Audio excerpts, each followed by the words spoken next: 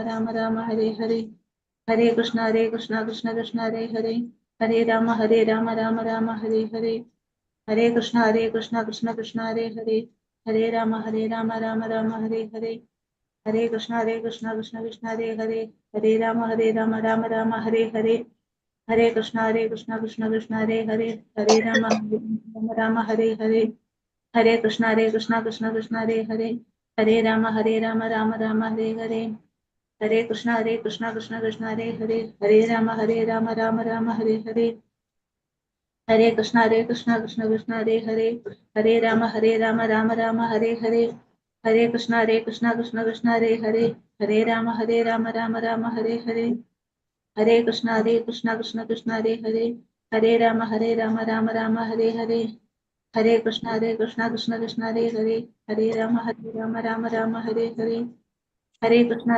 कृष्ण कृष्ण हरे हरे, हरे राम राम राम हरे हरे, हरे कृष्ण कृष्ण कृष्ण हरे हरे, हरे राम राम राम हरे हरे, हरे कृष्ण कृष्ण कृष्ण हरे हरे, हरे राम राम राम हरे हरे, हरे कृष्ण कृष्ण कृष्ण हरे हरे, हरे राम राम राम हरे हरे, हरे कृष्ण कृष्ण कृष्ण हरे हरे, हरे राम राम राम हरे हरे। हरे कृष्ण माताजी, हरे कृष्ण, प्रणाम। हरे कृष्ण रंगी माताजी, हरे कृष्ण कृष्ण, हरे कृष्ण हरे कृष्ण प्रभु जी, हरे कृष्ण माताजी, हरे कृष्ण, प्रणाम। നമുക്ക് പ്രാർത്ഥനയിലേക്ക് കടക്കാം. ഓം നമോ ഭഗവതേ വാസുദേവായ, ഓം നമോ ഭഗവതേ വാസുദേവായ, ഓം നമോ ഭഗവതേ വാസുദേവായ, ഓം നമോ ഭഗവതേ വാസുദേവായ. നാരായണം നമസ്കൃത്യം നരം ചൈവ നരോത്തമം ദേവീം സരസ്വതീം വ്യാസം തതോ ജയമുദിരയേത് നഷ്ടപ്രായേഷു ഭദ്രേഷു നിത്യം ഭാഗവത സേവയാ. ഭാഗവതേ ഉത്തമ ശ്ലോകേ ഭക്തിർഭവതി നഷ്ടകീം മൂകം കരോതി വാചാലം പങ്കും ലംഘയതേ ഗിരി യകൃവതമഹം വന്ദേ പരമാനന്ദമാധവം ശ്രീഗുരുദീനതാരിണം ശ്രീചൈതന്യമീശ്വരം. അജ്ഞാനതിമിരാന്ധ്യസ്യ ജ്ഞാനാഞ്ജലശലാകയാ ചക്ഷുർമിലിതം യേന തസ്മൈ ശ്രീഗുരുവേ നമഃ. ശ്രീചൈതന്യം മനോഭീഷ്ടം സ്ഥാപിതം യേന ഭൂതലേ സ്വയം രൂപകഥാ മഹ്യം തദാദിസഭാന്തികം. വന്ദേഹം ശ്രീഗുരു ശ്രീയുതപദകമലം ശ്രീഗുരും വൈഷ്ണവാംശ ശ്രീരൂപം സാഗരജാതം സഹന രഘുനാഥാനിധം തം സജീവം സാദൈവം സാവധൂതം പരിജനസഹിതം കൃഷ്ണചൈതന്യദേവം ശ്രീരാധാകൃഷ്ണപാദാൻ സഹന ലളിതാ ശ്രീവിശാഖാനിം താം സാഹേ കൃഷ്ണ കരുണാ സിന്ധോ ദീനബന്ധോ ജഗത്പദേ ഗോപേശ ഗോപികാന്ത രാധാകാന്ത നമസ്തുതേ. തപ്തകാഞ്ചന ഗൗരാംഗി രാധേ വൃന്ദാവനേശ്വരി വൃഷഭാനുസുതേ ദേവി പ്രണമാമി ഹരിപ്രിയേ. വാഞ്ചാകൽപതരൂപേച്ഛ കൃപാ സിന്ധിഭ്യേവ ച പതിനാം പാവനേഭ്യോ വൈഷ്ണവേഭ്യോ നമോ നമഃ. നമോ വിഷ്ണുപാദായ കൃഷ്ണപ്രേഷ്ഠായ ഭൂതലേ ശ്രീമതേ ഭക്തിവേദാന്ത സ്വാമിന്നിധി നാമിനേ. നമസ്തേ സാരസ്വദേവേ ഗൗരവാണി പ്രചാരിണേ നിർവിശേഷശൂന്യവാദി പാശ്ചാത്യദേശധാരിണേ. ജയ ശ്രീകൃഷ്ണ ചൈതന്യ പ്രഭു നിത്യാനന്ദ ശ്രീ അദ്വൈത ഗദാധര ശ്രീവാസാദി ഗൗരഭക്തവൃന്ദം. ഹരേ കൃഷ്ണ കൃഷ്ണ കൃഷ്ണ ഹരേ ഹരേ, ഹരേ രാമ രാമ രാമ ഹരേ ഹരേ, ഹരേ കൃഷ്ണ കൃഷ്ണ കൃഷ്ണ ഹരേ ഹരേ, ഹരേ രാമ രാമ രാമ ഹരേ ഹരേ, ഹരേ കൃഷ്ണ കൃഷ്ണ കൃഷ്ണ ഹരേ ഹരേ, ഹരേ രാമ രാമ ഹരേ ഹരേ. ഹരേ കൃഷ്ണ പ്രഭാതിക്ക് ജഗദേവ് ചിദാനന്ദ കോടി വൈഷ്ണവ ഭക്തർക്ക് ജയ്. ഹരേ കൃഷ്ണ, എല്ലാവർക്കും പ്രണാമം. അപ്പൊ നമുക്ക് ഇന്ന് 13-ാമത്തെ അധ്യായം അല്ലേ സ്റ്റാർട്ട് ചെയ്യേണ്ടത്. ഹരേ കൃഷ്ണ. അപ്പൊ നമ്മള് ഒരു മെസ്സേജ് ഗ്രൂപ്പിൽ ഇട്ടിട്ടുണ്ട്. അപ്പൊ എല്ലാവരും അത് സബ്മിറ്റ് ചെയ്യാം. ഫോം സബ്മിറ്റ് ചെയ്യാത്തവര് സബ്മിറ്റ് ചെയ്യണം കേട്ടാ. കാരണം അത് ക്രോസ് ചെക്കിങ്ങിനൊക്കെ വേണ്ടിയിട്ടുള്ളതാണ്. അപ്പൊ എല്ലാവരും അത് സബ്മിറ്റ് ചെയ്യണം. ഇപ്പൊ സബ്മിറ്റ് ചെയ്യാത്തവരുണ്ടെങ്കിൽ ഇന്ന് ക്ലാസ് കഴിയുമ്പോൾ തന്നെ സബ്മിറ്റ് ചെയ്യാം. പിന്നെ വേറെ പോയിന്റ് എന്ന് പറഞ്ഞത് ഇന്ന് ഇതുണ്ടല്ലോ, സത്സംഗം ഉണ്ട്. ജോയിൻ ചെയ്യാൻ പറ്റുന്നവര് ജോയിൻ ചെയ്യാം കേട്ടാ. 9:30-ക്കാണ് സത്സംഗം. ഓക്കെ, ഹരേ കൃഷ്ണ. നമുക്കിപ്പോ ക്ലാസ്സിലേക്ക് കിടക്കാം. 14-ാമത്തെ അധ്യായം 14-ാമത്തെ അധ്യായം എന്ന് പറയുന്നത് ഭൗതിക പ്രകൃതിയുടെ ത്രിഗുണങ്ങൾ. ഭൗതിക പ്രകൃതിയുടെ ക്വസ്റ്റ്യൻ ആൻസർ പറഞ്ഞു തന്നിട്ടില്ല. 13 ക്വസ്റ്റ്യൻ ആൻസർ പറഞ്ഞില്ല അല്ലേ? ഓഹോ സോറി അല്ലേ. Okay okay okay okay Haresh. അപ്പൊ 13 ക്വസ്റ്റ്യൻ ആൻസറിലേക്ക് കിടക്കാം നമുക്ക്.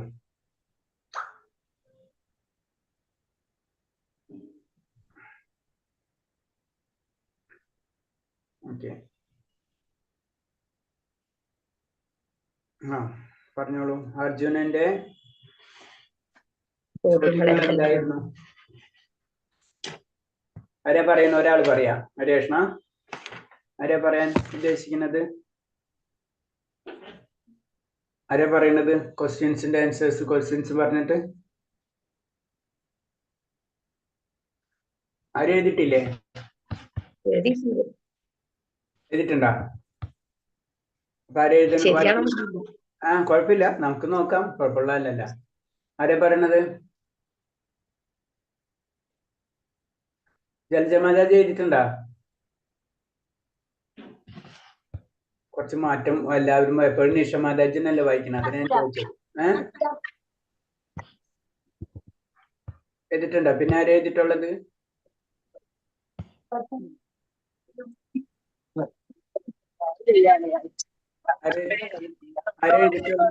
ഓക്കെ, ആരാ എഴുതിട്ടുള്ളതെന്ന് പറയാം. ഓക്കെ,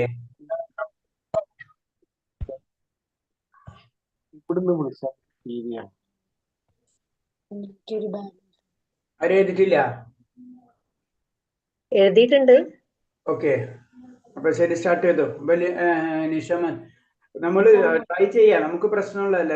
നമ്മള് ചിന്തിച്ചാൽ മതി. നമ്മൾ ഭഗവാൻ സബ്മിറ്റ് ചെയ്യാനാണ്, അല്ലാണ്ട് നമുക്കൊന്നുമില്ല. അപ്പൊ നമ്മൾ തെറ്റായാലും ശരിയാണെങ്കിലും നമ്മൾ ഡിസ്കസ് ചെയ്യും, കുഴപ്പമുള്ളതല്ലല്ലോ. അപ്പൊ നമ്മൾ വായിക്കാം. അപ്പൊ അതിനും കൂടിയാണ് നമ്മൾ അത് ചെയ്യുന്നത്. ഇതൊക്കെ നമ്മളെ ഭൗതികമായിട്ട് ഈ കാര്യത്തിനൊന്നും നമ്മൾ എടുക്കരുത്. ഇതൊക്കെ ഭഗവാന് വേണ്ടി ചെയ്യുന്ന കാര്യം എന്നുള്ള രീതിയിൽ എടുക്കാം. അപ്പൊ പിന്നെ പ്രശ്നമില്ല, നമുക്ക് തെറ്റ് ശരിയുള്ള സബ്ജക്റ്റ് അല്ലല്ലുള്ളൂ.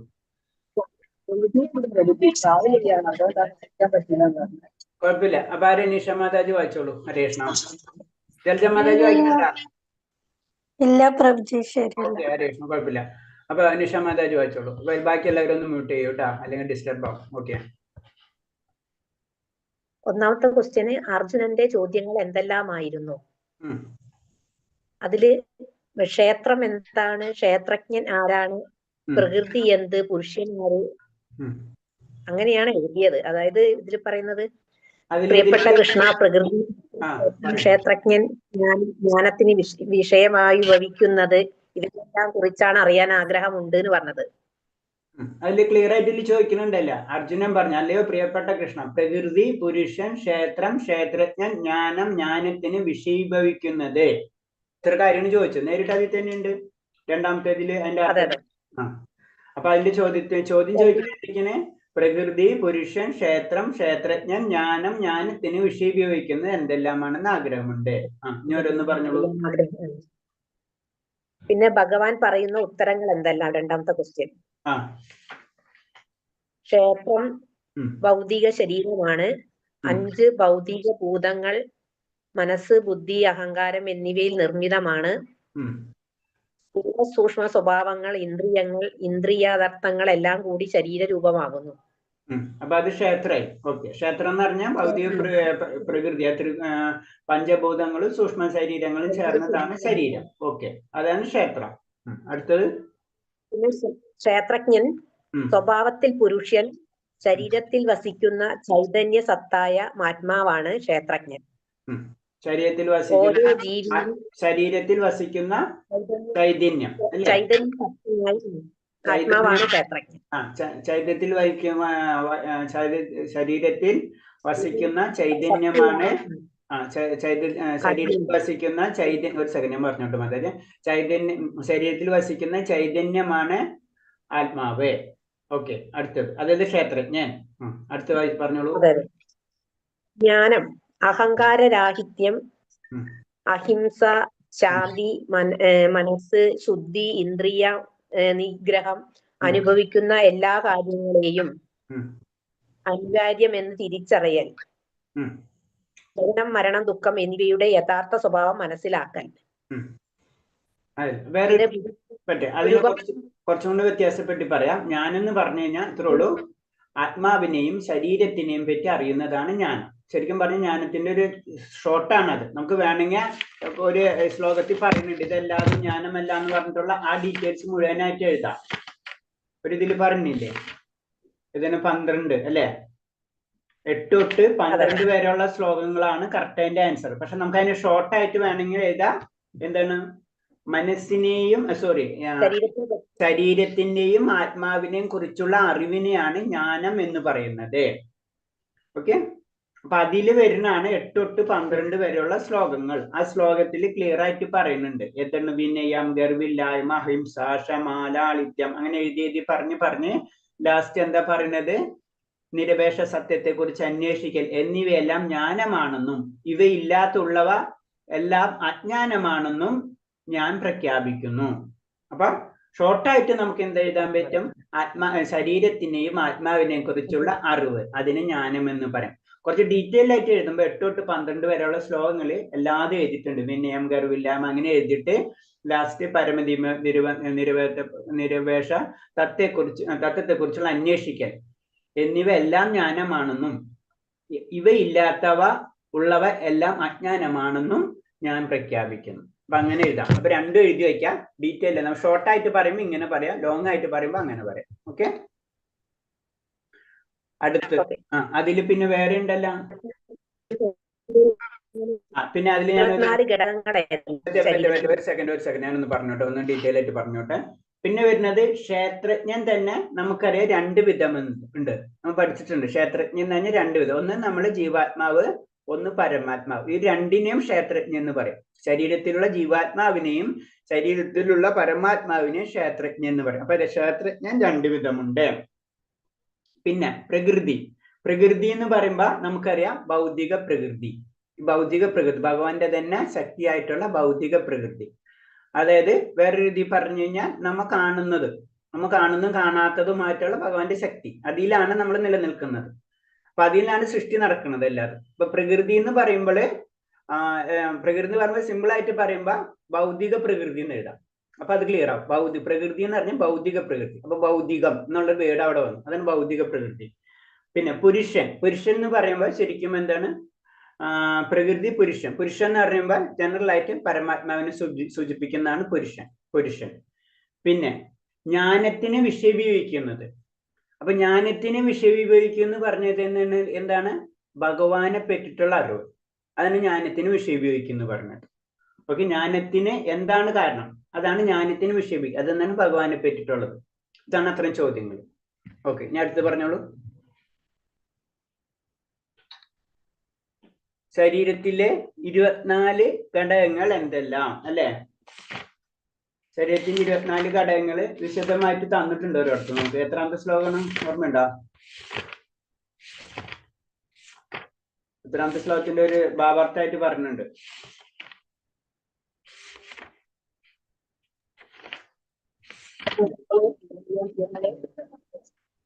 എവിടെ പറഞ്ഞിട്ടുള്ളത്? അത് ഭാവാർത്ഥത്തില് ഏത് ശ്ലോകത്തിലത്?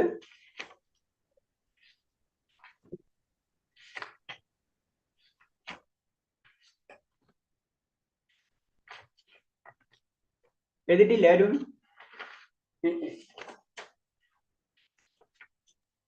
6-7 6-7 ഓക്കെ, ശ്ലോകം 7 ഓക്കെ.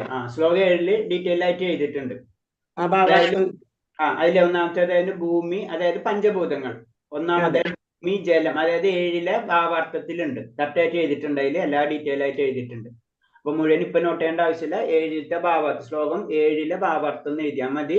അതിൽ വരുമ്പോ ഭൂമി, ജലം, അഗ്നി, വായു, ആകാശം എന്നീ പഞ്ചഭൂതങ്ങളുണ്ട്. പിന്നെ മിഥ്യാഹങ്കാരം, ബുദ്ധിയും അങ്ങനെ പറഞ്ഞ് പിന്നെ കണ്ണ്, മൂക്ക്, നാക്ക്, ത്വക്ക്, ചെവി എന്ന് പറഞ്ഞ ജ്ഞാനേന്ദ്രിയങ്ങൾ അങ്ങനെ പറഞ്ഞ് രൂപം, സ്പർശം, ഇങ്ങനെ 24 ഘടകങ്ങൾ ഉള്ള സമൂഹത്തെ കർമ്മക്ഷേത്രം എന്ന് പറയുന്നു.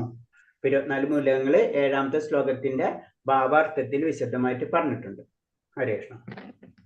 ഓക്കെ, അടുത്തത് പറഞ്ഞോളൂ.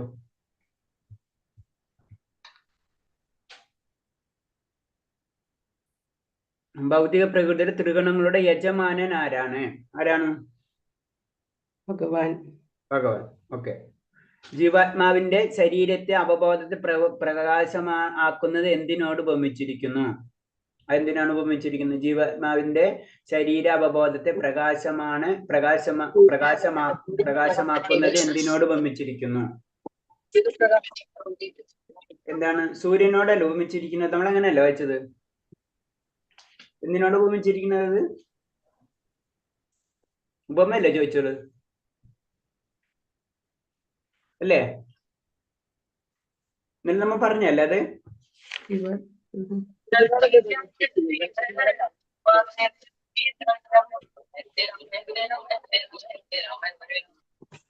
Sound clear ആണില്ല.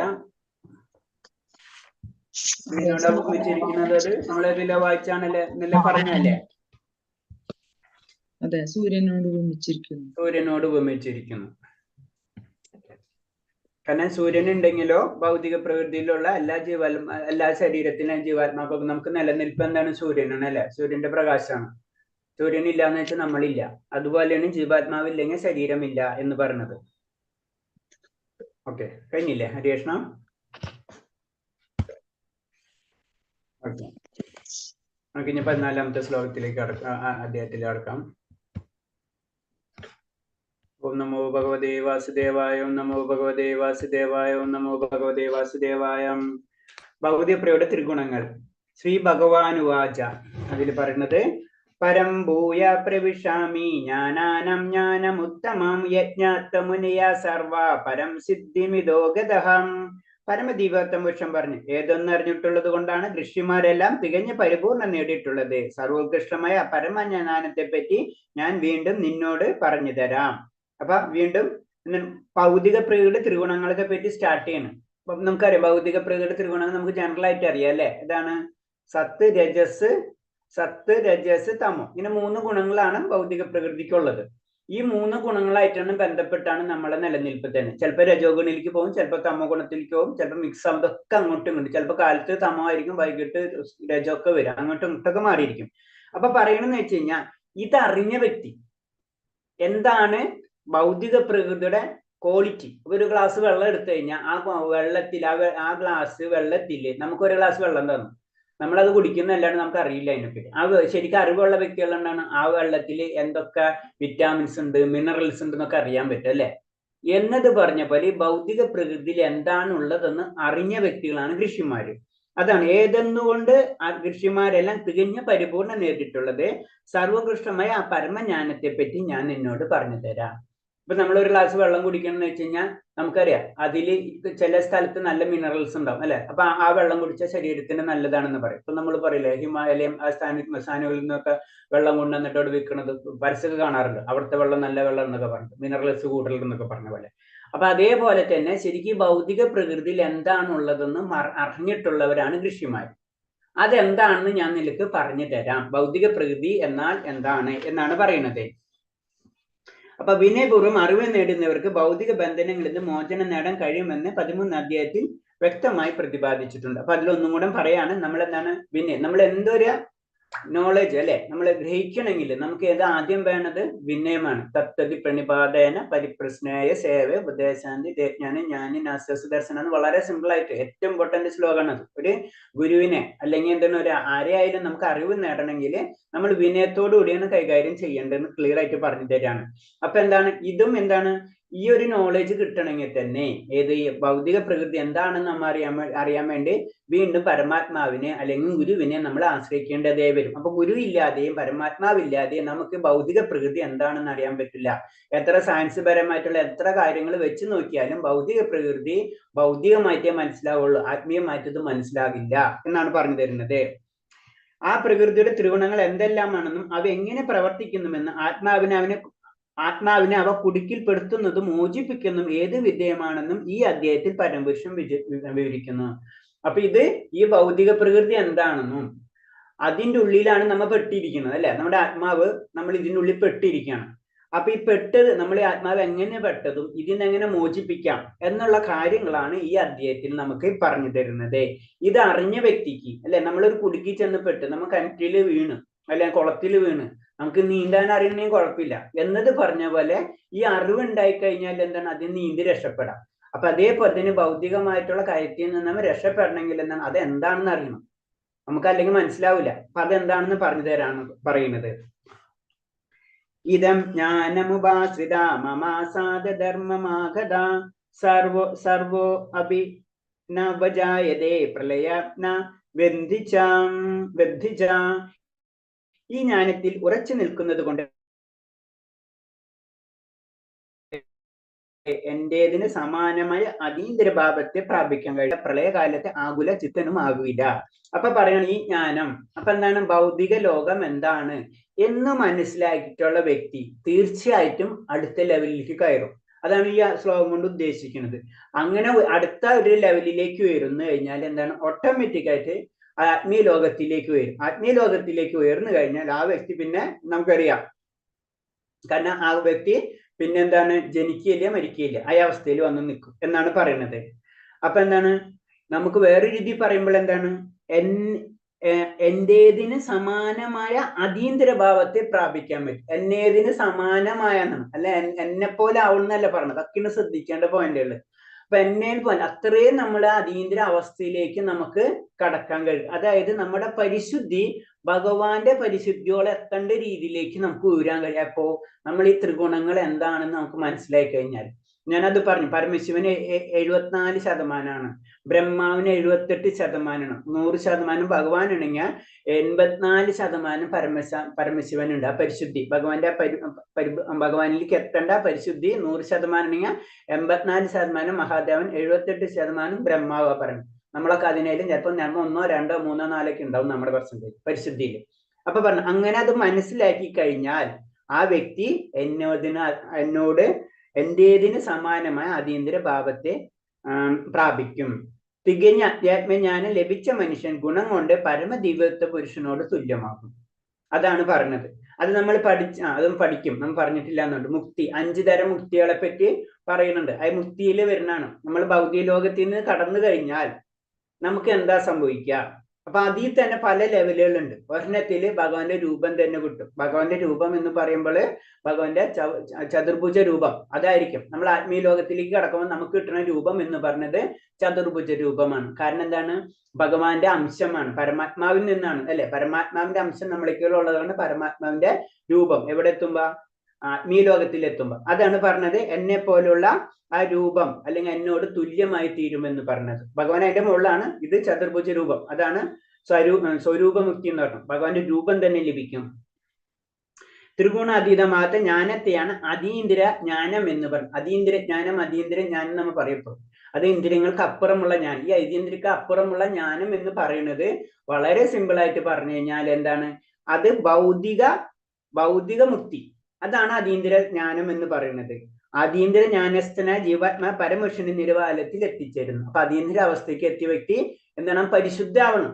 അതാണ് മനസ്സിലാവണം. അപ്പം പരിശുദ്ധ ആയി കഴിയുമ്പോ നമ്മൾ ഭഗവാന്റെ നിലവാരത്തിലേക്ക് എത്തും എന്നാ പറഞ്ഞത്. ഭഗവാന്റെ നിലവാരത്തിന് ഭഗവാനായി നിന്ന് മാറുന്നല്ല. ഞാൻ ഈ പറഞ്ഞ പോലെ പരിശുദ്ധീകരണം വളരെയധികം നമുക്ക് മുന്നിലേക്ക് പോയിട്ടുണ്ടാവും.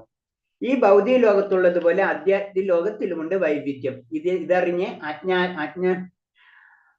ഇതറിഞ്ഞ് അജ്ഞരായവർ ആധ്യാത്മിക അസ്തിത്വം ഭൗതിക വൈവിധ്യത്തിന് എതിരാണെന്ന് കരുതുന്നു. അപ്പൊ എന്താണ്? ശരിക്കും ഇത് മനസ്സിലാക്കിയിട്ടുള്ള വ്യക്തി, കാരണം എന്ന് പറഞ്ഞു കഴിഞ്ഞാൽ നമുക്കറിയാം നമ്മൾ എന്താണ് നമ്മളെ കൃഷ്ണാവബോധം ഭഗവാനെ ആഗ്രഹിക്കുന്നതിന്റെ ലക്ഷ്യം എന്താണ്? നമ്മുടെ ലക്ഷ്യം? നമ്മുടെ ലക്ഷ്യം എന്താണ്? ഭഗവാനെ അറിയുക. ഭഗവാനെ അറിയാം. ഭഗവാനൊക്കെ അറിയാം നമുക്ക്. പക്ഷെ ലാസ്റ്റ് നമുക്ക് നമുക്ക് കിട്ടുന്നത് എന്താണ്? അൾട്ടിമേറ്റ് നമുക്ക് ഭഗവാന്റെ പരമപദം അല്ല, പരമപദത്തിലെത്തി. എന്നിട്ട് നമുക്ക് അവിടെ നിന്ന് എന്താ കിട്ടുക? മോക്ഷം കിട്ടിയിട്ട് എന്ത് ചെയ്യാനാണ്? ഇത് ഞാൻ ചോദിച്ചിട്ടുണ്ട് ഒരു പ്രാവശ്യം. ഭഗവാന്റെ താമത്തിൽ എത്തിച്ചേരാനാണ് പ്രഭുജി. ഭഗവാന്റെ താമത്തിൽ എത്തിച്ചേരുക. ഗോലോക വൃന്ദാവനത്തിലെത്തി. ഓക്കെ. എന്നിട്ട് നമുക്ക് എന്താ ബെനിഫിറ്റ് എന്താ? ലാസ്റ്റ് നമുക്ക് ഒരു എന്തെങ്കിലും ഗുണം കിട്ടും. നമ്മൾ അമേരിക്കയിൽ പോയി എന്ന് പറഞ്ഞിട്ട് നമുക്ക് എന്താ എന്തെങ്കിലും ഒരു കാര്യം വേണ്ട നമുക്ക് എന്തെങ്കിലും എന്താണ് ബെനിഫിറ്റ്? പരമാനന്ദ കിട്ടുക. ഭഗവാനോടൊപ്പം ചേരുക. ഭഗവാനൊപ്പം ചേർന്ന് എന്നിട്ട് പരമാനന്ദം ലഭിക്കുക. ഉണ്ടാവാതെ പരമാനന്ദം ലഭിക്കുക എന്നുള്ളതാണ് നമ്മുടെ ആവശ്യം. അതെ തന്നെ. അതായത് ഭഗവാന്റെ രൂപം എന്താണ്? രൂപത്തിന്റെ സച്ചിദാനന്ദ വിഗ്രഹം അല്ലെ? ആനന്ദം ആണല്ലേ? ആ ആനന്ദമാണ് നമ്മൾ അന്വേഷിക്കുന്നത്. നമ്മളെ വീട്ടിൽ പോകാൻ ആഗ്രഹിക്കുന്നത് എന്താണ്? നമുക്ക് സന്തോഷം കിട്ടാൻ വേണ്ടിയാണ് അല്ലെങ്കിൽ നമ്മൾ വീട്ടിൽ പോണത്. അല്ലാണ്ട് നമ്മള് വീട്ടിൽ പോണ എന്തിനാണ്? അത് വീട്ടിൽ പോകാൻ വേണ്ടിയെന്നല്ല, നമുക്ക് ആ ആനന്ദം കിട്ടാൻ വേണ്ടിയാണ് നമ്മൾ പോണത് അല്ലെ? അതുപോലെ ഭഗവാന്റെ സ്ഥലത്ത് ഭഗവാന്റെ നാമം നമ്മളെ വീടാണ് ശരിക്കും പറഞ്ഞു. നമ്മുടെ ധാമാണ് ഭഗവാന്റെ നാമം, നമ്മുടെ ധാമാണ്. ആ ധാമത്തിലേക്ക് നമ്മൾ പോണ എന്താണ്? നമുക്ക് തിരിച്ച് കണക്ട് ആവണം. അപ്പൊ നമുക്ക് ആനന്ദം കിട്ടാൻ വേണ്ടി. ഈ ആനന്ദത്തെ തന്നെ വിവരിച്ച് പറയാണ്. ഈ ആനന്ദം എന്ന് പറയുന്നത് തന്നെ അവിടെ ചെന്ന ആനന്ദം. അതിന് കുറച്ചും കൂടെ ഡീപ്പായിട്ട് പറഞ്ഞു കഴിഞ്ഞാല് ഇപ്പൊ നമ്മള് എന്നും ഇഡ്ലിയും ദോശയും അങ്ങനെ കഴിച്ചുകൊണ്ടിരുന്നു കഴിഞ്ഞാൽ എങ്ങനെയാണ്? നമുക്കൊരു ബോറിങ് വരും അല്ലെ? ജനറലായിട്ട് പറഞ്ഞു അല്ലെ? കുറച്ച് വെറൈറ്റി വേണം അല്ലെ? ഇതുപോലെ തന്നെ ആത്മീയ ലോകത്തിലും ആനന്ദത്തിന് വ്യത്യാസമുണ്ട്. അവിടെ ചെന്ന് ഒരാനന്ദമല്ല ഉള്ളതെന്ന് പല പല ആനന്ദങ്ങളും കിട്ടും എന്നാ പറയുന്നത്. അതാണ് പറഞ്ഞത് ഭൗതിക ലോകത്തിലെ പോലുള്ള ആധ്യാത്മിക ലോകത്തിലുമുണ്ട് വൈവിധ്യം. അവിടെ ഭഗവാൻ ഇപ്പൊ നമ്മള് കീർത്തനം തന്നെ നമ്മൾ ഒരു കീർത്തനമല്ല പല കീർത്തനങ്ങളാണ് ചൊല്ലുന്നത് അല്ലെ? ഒരു രീതിയിലല്ല ഭഗവാൻ ആരാധിക്കണം, പല രീതിയിലും ഭഗവാൻ ഒരേ രീതിയിൽ ആരാധിച്ച പോലെ.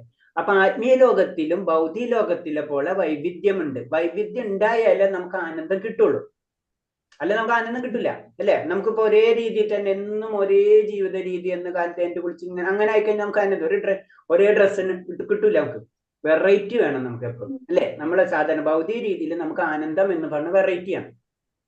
ഇത് തന്നെയാണ് ആത്മീയ ലോകത്തിലും കിട്ടും. അതാണ് പറഞ്ഞത് ഈ ഭൗതിക ലോകത്തിലുള്ള ആധ്യാത്മിക ലോകത്തിലുമുണ്ട് വൈവിധ്യം. അവിടെയും വൈവിധ്യ രീതിയിലുള്ള ആനന്ദമാണ് നമുക്ക് ലഭിക്കുന്നത്. അപ്പോഴേ നമുക്ക് അത് ഫുൾ എൻജോയ് ചെയ്യുള്ളൂ. എൻജോയ് ചെയ്യണം ശരി. വളരെ സിമ്പിൾ ആയിട്ട് പറഞ്ഞാൽ എല്ലാവർക്കും ഇഷ്ടം എൻജോയ് ആണ്. എൻജോയത്തിന്റെ വേറൊരു വേർഡ് മാത്രമാണ് ആനന്ദം. മനസ്സിലായി? ഈ ആനന്ദം എന്ന് പറയുന്നതും എന്താണ്? നമുക്ക് ഒരു ആനന്ദം ഒരു ഭൗതികമായിട്ട് ആനന്ദം ഒരു വസ്തുവിൽ നിന്നല്ല പല വസ്തുവായിട്ട് കണക്ട് ചെയ്തിരിക്കുന്നു. പല വെറൈറ്റി വരുമ്പോഴാണ് നമുക്ക് ആ ടേസ്റ്റ് കൂടുതൽ വരുന്നത് അല്ലെ? ഒരെണ്ണം കഴിഞ്ഞ് അടുത്ത് കഴിഞ്ഞ് അപ്പോഴേക്കും അടുത്തത് ഒരു പ്രോഗ്രാം കഴിഞ്ഞ് ആ പ്രോഗ്രാം കണ്ടിന്യൂ അല്ലേ ചെയ്യാം. ഒരു പ്രോഗ്രാം കഴിഞ്ഞ് അടുത്ത പ്രോഗ്രാം വരണം, പിന്നെ അടുത്ത പ്രോഗ്രാം വരണം. അപ്പോഴാണ് നമുക്ക് അത് ഫുൾ എൻജോയ്മെന്റ് ഫീൽ ചെയ്യുള്ളൂ. ഇതേപോലെ തന്നെ ആത്മീയ ലോകത്തിലും ഭഗവാന്റെ ലോകത്തിൽ എത്തിയ എനിക്ക് ഫുള്ള് സന്തോഷം എന്നല്ല, അവിടെയും പല പല വെറൈറ്റി ഉണ്ടാവുന്ന പറഞ്ഞു. അതാണ് വൈവിധ്യം എന്ന് പറയുന്നത്. ഇതിനെ കുറിച്ച് അജ്ഞരായവർ അധ്യാത്മാശ്രിതം ഭൗതിക വൈദ്യത്തിനെതിരാണെന്ന് അജ്ഞരായവർ അറിവില്ലാത്തവർ പറയും ഇത് തെറ്റാണെന്ന് പറയും. അവരെ നമുക്ക് വിടാം. ഗുണത്തിന്റെ ഭഗവത് ജീവാത്മാവ് ഗുണത്തിൽ ഭഗവത് സദൃശനാണ്. അടുത്ത പോയിന്റ്. കാരണം നമ്മൾ എന്ന് പറഞ്ഞപ്പോ നമ്മൾ പറഞ്ഞു തന്നല്ലേ ഭഗവാന്റെ തന്നെ അംശമാണെങ്കിൽ നമ്മൾക്കൊരു സ്വരൂപമുണ്ട്. ആ സ്വരൂപം എന്ന് പറഞ്ഞത് ഭഗവാനെ പോലെ തന്നെയാണ്. അതാണ് സംഭവം. ഓക്കെ, മൂന്നാമത്തെ ശ്ലോകം. മമ യോനിർമഹത് ബ്രഹ്മ തസ്മിൻ ഗർഭ തദാമിഹം സംഭവ സർവഭൂതാനാം തതോ ഭവതി ഭാരത.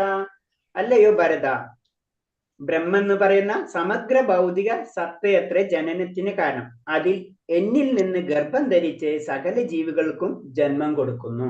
ഇപ്പൊ നമ്മൾ കുറച്ചു നേരത്തെ ഭൗതിക പ്രകൃതി എന്ന് പറഞ്ഞ പോലെ ഭൗതിക പ്രകൃതിയിൽ എന്താണ് സംഭവിക്കുന്നത്? എന്നിൽ നിന്ന് ഗർഭം ധരിക്കുക. അപ്പൊ ഞാൻ എല്ലാത്തിന്റെയും സ്റ്റാർട്ടിങ് ഞാൻ അത് അടുത്തിലുണ്ട്. അഹം സർവ ബീജപ്രദ എന്ന് പറയുന്നുണ്ട്. എല്ലാത്തിന്റെയും സ്റ്റാർട്ടിങ് ഞാനാണ്. ഞാനില്ലാതെ ആ എനർജി ഇല്ലാതെ ഭൗതിക പ്രകൃതിക്ക് ഒന്നും ചെയ്യാൻ പറ്റില്ല. സൃഷ്ടി എന്ന് പറഞ്ഞത് എന്നിൽ നിന്നാണ് വരുന്നത്. അപ്പൊ നമുക്ക് തോന്നും നമ്മളെവിടെ വന്നത്? ഇവിടെ ജനിച്ചു അല്ലെ? ഈ ജനിച്ചു എന്ന് പറഞ്ഞാലും അതിന്റെ പിറകിൽ ഒരു ശക്തി ഉണ്ട് എന്നാണ് ചുരുക്കി പറയുന്നത്. അതായത് ചുരുക്കി പറഞ്ഞു കഴിഞ്ഞാൽ ശരീരത്തിന്റെയും ജീവാത്മാത്തിന്റെ സംയോഗത്തിലാണ് പ്രവർത്തികൾ നടക്കുന്നത് അല്ലെ? നമുക്ക് എല്ലാ പ്രവർത്തികളും നമ്മൾ എന്ത് കാര്യം ചെയ്യുന്നുണ്ടെങ്കിൽ എന്താണ്? നമ്മുടെ ശരീരം ഉണ്ടാവണം അല്ലെ? നമ്മുടെ ആത്മാവ് മാത്രം പോയിട്ട് നമ്മൾ മരിച്ചു കഴിഞ്ഞാൽ നമുക്ക് എന്തെങ്കിലും ചെയ്യാൻ പറ്റുമോ? ഇല്ല അല്ലെ? അപ്പൊ അല്ലെങ്കിൽ ശരീരം മാത്രം ഉണ്ടായിട്ട് ഡെഡ് ബോഡിക്ക് എന്തെങ്കിലും ചെയ്യാൻ പറ്റും? ഇല്ല. ആത്മാവിനും സെപ്പറേറ്റ് ചെയ്യാൻ പറ്റില്ല, ഡെഡ് ബോഡിക്കും ഒന്നും ചെയ്യാൻ പറ്റില്ല. രണ്ടും കൂടെ കണക്ട് ആയിരുന്നാലോ ഈ ലോകത്ത് പ്രവർത്തികൾ നടക്കുകയുള്ളൂ. രണ്ടും വേണം. ഭൗതിക പ്രകൃതി ജീവസത്യമുള്ള സംയോഗം സാധ്യമാക്കുന്നത് സർവേശ്വരൻ തന്നെയാണ്. ഇങ്ങനെ ഇത് കണക്ട് ചെയ്യിപ്പിക്കുന്നതും ഭഗവാൻ തന്നെയാണ്. ജീവാത്മാവിനെയും അതേപോലെ തന്നെ നമ്മളെ ശരീരത്തെയും കണക്ട് ചെയ്യിപ്പിക്കുന്നത് ഭഗവാൻ തന്നെയാണ്. സർവേശ്വരൻ തന്നെയാണ്. മഹത്തത്വം എന്ന സമഗ്ര വിശ്വാവിഷ്കാരത്തിന്റെയും കാരണം. മഹത്തത്വം ഞാൻ പറഞ്ഞു, കാരണം എന്ന് വെച്ച് കഴിഞ്ഞാൽ ഭൗതിക പ്രകൃതിക്ക് ചുറ്റും ഒരു വളയം പോലെ ഉണ്ട്. അതാണ് മഹത്തത്വം എന്ന് ഉദ്ദേശിക്കുന്നത്. അപ്പൊ അവിടെ നിന്നാണ് പിന്നെ എല്ലാം സ്റ്റാർട്ട് ചെയ്യുന്നത്. ഒരു ഇത് വേണം, അണ്ടം പോലെ, മനസ്സിലായോ? അപ്പൊ അവിടെ നിന്നാണ് സ്റ്റാർട്ട്. അതാണ് പറഞ്ഞത് പ്രകൃതി മഹത്തത്വം എന്ന സമഗ്ര ആവിഷ്കാരത്തിന്റെയും കാരണം. അതായത് സർവേശ്വരൻ തന്നെയാണ് മഹത്തത്വമാണ്, സർവേശ്വരൻ തന്നെയാണ് മഹത്തത്വമാണ് സമഗ്ര ആവിഷ്കാരത്തിന്റെയും കാരണം. അപ്പൊ ഭഗവാൻ തന്നെയാണ് മഹത്തത്വം എന്നുള്ള ആ സൃഷ്ടിക്ക് കാരണം. നമ്മൾ ജനറൽ ആയിട്ട് പറഞ്ഞ അതിന്റെ ഉള്ളിൽ തന്നെയാണ് എന്തിരിക്കുന്നത്, ഭൗതിക പ്രകൃതി ഇരിക്കുന്നത്. അതാണ് മഹത്തത്വം എന്ന് പറയുന്നത്. ഈ മഹത്തത്വം എന്ന ഭൗതിക സത്തയെ വൈദിക സാഹിത്യങ്ങൾ ബ്രഹ്മം എന്ന് പറയും. ഈ ബ്രഹ്മം എന്ന് പറയുമ്പോൾ അതിന് പറഞ്ഞത് ബ്രഹ്മം എന്ന് പറയുമ്പോൾ പല രീതിയിൽ നമുക്ക് ചിന്തിക്കാന്ന് പറഞ്ഞു. ഈ മഹത്തത്വം എന്ന ഭൗതിക സത്യനത്, ആത്മീയ സത്യമല്ല, ഭൗതിക സത്തയാണ് സാഹിത്യങ്ങൾ ബ്രഹ്മം എന്ന് പറയുന്നത്. അത് മുണ്ടോപനിഷത്തിലും അത് അങ്ങനെ കറക്റ്റ് ആയിട്ട് പറഞ്ഞിട്ടുണ്ട്. തസ്മാത് ഏതത് ബ്രഹ്മനാമരൂപം അന്നം ജായതേ, മുണ്ടോപനിഷത്തിൽ പറഞ്ഞിട്ടുള്ളതാണ്. അതായത് പരമപുരുഷൻ ബ്രഹ്മത്തെ ജീവസത്തുക്കളുടെ ബീജങ്ങളിൽ പൂരിതമാക്കുന്നു. പരമപുരുഷൻ ബ്രഹ്മത്തെ ജീവസത്വങ്ങളുടെ ബീജങ്ങളാൽ പൂരിതമാക്കും. അപ്പൊ ഭഗവാനാണ് ഇതിനെല്ലാത്തിനും കാരണം എന്ന് പറഞ്ഞു തരാണ്. ഇതൊന്നും കൂടെ എക്സ്പ്ലെയിൻ ചെയ്യണം, നമുക്കത് പെട്ടെന്ന് മനസ്സിലാക്കാൻ വേണ്ടി ഒന്നും കൂടെ പറയാണ്. നമുക്കറിയാം അരിയിൽ തേൾ മുട്ടയിടാറുണ്ട്. ചിലർ കരുതും അരിയിൽ നിന്നാണ് തേളുകൾ പിറക്കുന്നത്. അതല്ല വാസ്തവം. പെൺതേൾ അരിയിൽ മുട്ടയിടുകയാണ് ചെയ്യുന്നത്. അതേപോലെ തന്നെ ജീവജാലങ്ങളുടെ ഉൽപ്പത്തി കാരണം ഭൗതിക പ്രകൃതിയല്ല. ഭൗതിക പ്രകൃതിയുള്ള സൃഷ്ടികൾ എന്ന മട്ടിൽ പുറത്തു വരുന്നെങ്കിൽ അവയ്ക്ക് ബീജപ്രദാനം ചെയ്തത് ഭഗവാനാണ്. അതിനൊരു ഉദാഹരണം പറയാണ്. അരിയില് നമ്മൾ തേളുകൾ മുട്ടയിട്ട് കഴിഞ്ഞിട്ട് കുഞ്ഞുങ്ങൾ പുറത്തേക്ക് വരും അല്ലെ. അപ്പൊ നമ്മൾ എങ്ങനെ ചിന്തിക്കുക, അരിയിൽ നിന്ന് വരുന്നു, അരിയിൽ നിന്നല്ല വരുന്നത് അല്ലെ. നമുക്കറിയാം പെൺതേൾ ഉണ്ടാവും, പെൺതേൾ മുട്ടയിട്ടാണ് കുഞ്ഞുങ്ങൾ വരുന്നത്. എന്നതുപോലെ ഭൗതിക പ്രകൃതിയിൽ നമ്മൾ തന്നെത്താൻ ഇങ്ങനെ പൊട്ടിപ്പറവിടില്ല. ഇപ്പൊ സയൻസ് പറയുന്ന പോലെ തന്നെ അല്ലെ, കുറെ കെമിക്കൽസ് അങ്ങോട്ടും ഇങ്ങോട്ടും ആടായി, പിന്നെ ശരീരം ഉണ്ടായി, ശരീരത്തിന് പിന്നെ ഏകകോശ ജീവികൾ ഉണ്ടായി, അങ്ങനെയൊക്കെ പറയുന്നുണ്ട്. ഇത് തിരിച്ചും തെറ്റാണ്. നമ്മളെപ്പോഴും ചിന്തിക്കണമെന്ന് പറഞ്ഞു കഴിഞ്ഞാൽ നമ്മള് സയൻസ് ജനറൽ ആയിട്ട് പറയുമ്പോൾ സയൻസ് അതിന്റെ വഴിക്ക് പോകുന്നുണ്ട്. നമ്മളെ വിശ്വാസങ്ങളെ നമ്മളെ ശാസ്ത്രങ്ങളെ അതിൽ കൊണ്ട് കണക്ട് ചെയ്യേണ്ട ആവശ്യമില്ല. അത് ആ വഴിക്ക് പോയിക്കോട്ടെ. ഇപ്പൊ അത് വേറെ സൈഡ്. അപ്പൊ ഇതെന്ന് പറഞ്ഞത് നമ്മളെ ഇത് വിശ്വാസം അല്ലെങ്കിൽ നമ്മുടെ ശാസ്ത്രങ്ങൾ അല്ലെങ്കിൽ നമ്മൾ മനസ്സിലാക്കുന്നത് ഇത്രയുള്ളൂ. ഭൗതിക പ്രകൃതിയിൽ പിറകിൽ ഒരു ശക്തി ഉണ്ട്. ആ ശക്തി ഇല്ലാതെ ഭൗതിക പ്രകൃതിയിൽ തന്നെത്താൻ ഓരോന്നോരോന്നും പ്രത്യക്ഷപ്പെട്ടില്ല. 84 ലക്ഷം ജീവജാലങ്ങൾ ഈ ലോകത്തുള്ളത് തന്നെയാണ്. അതാണ് മനസ്സിലാക്കേണ്ടത്. അത് ഇന്ന് ചിലപ്പോൾ ഈ രൂപമായിരിക്കും, നാളെ വേറെ രൂപമായിരിക്കും. പക്ഷെ 84 ലക്ഷം ജീവജാലം കൺഫേം.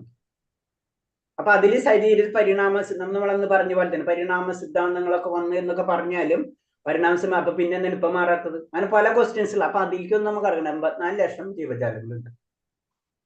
ആ ജീവജാലങ്ങൾ ഇപ്പൊ ഇത് പറഞ്ഞില്ലേ, അന്ന് ദിനോസർ ഉണ്ടായിരുന്നു. അന്ന് ദിനോസർ ഉണ്ടായിരുന്നു, ഇന്ന് അത് ആനയായിട്ടുണ്ട്. അതിന് പരിണാമമല്ല. അന്ന് ദിനോസർ കഴിഞ്ഞ് അത് കഴിഞ്ഞ് അവിടെ നിന്ന് സ്റ്റോപ്പായി പോയി. അതിൽ നിന്ന് ഇങ്ങനെ തിരിഞ്ഞു വരുന്നത് നമ്മൾ ഇതനുസരിച്ച് മാറ്റണില്ല.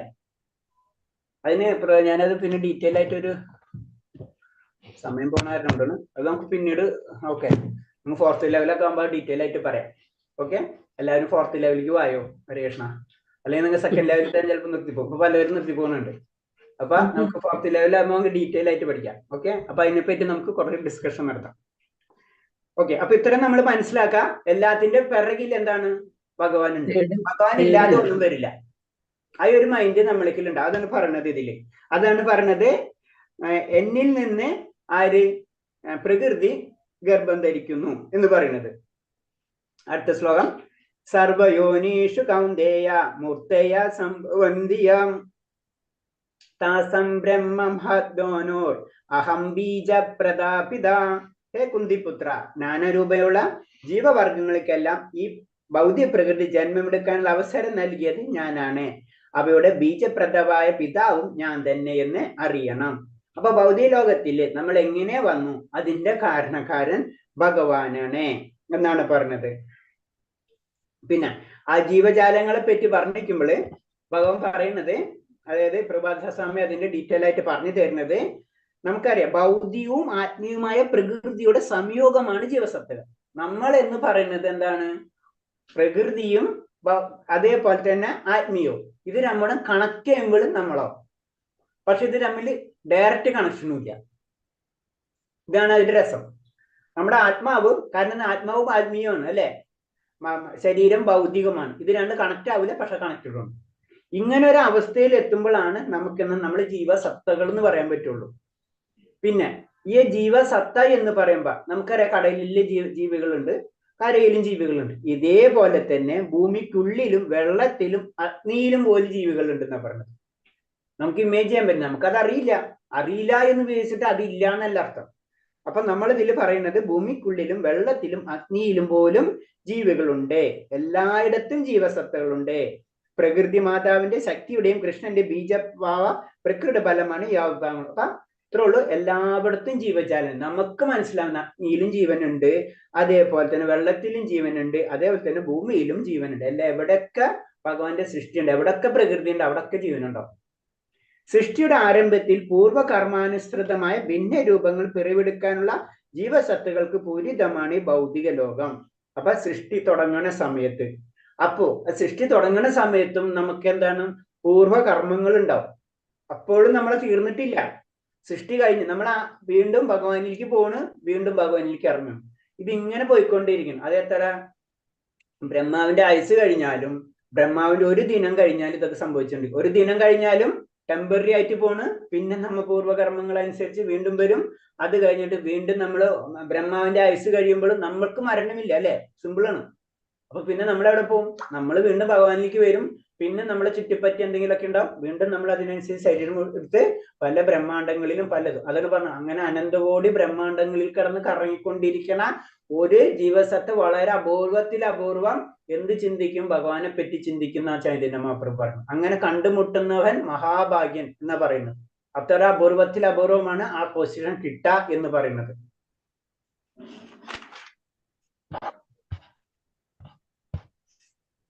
അടുത്ത ശ്ലോകം. സത്തം രജസ്തമമിതി ഗുണ പ്രകൃതി സംഭവ നിബന്ധന്തി മഹാബാഹോ ദേഹോ ദേഹിനം അവ്യയം.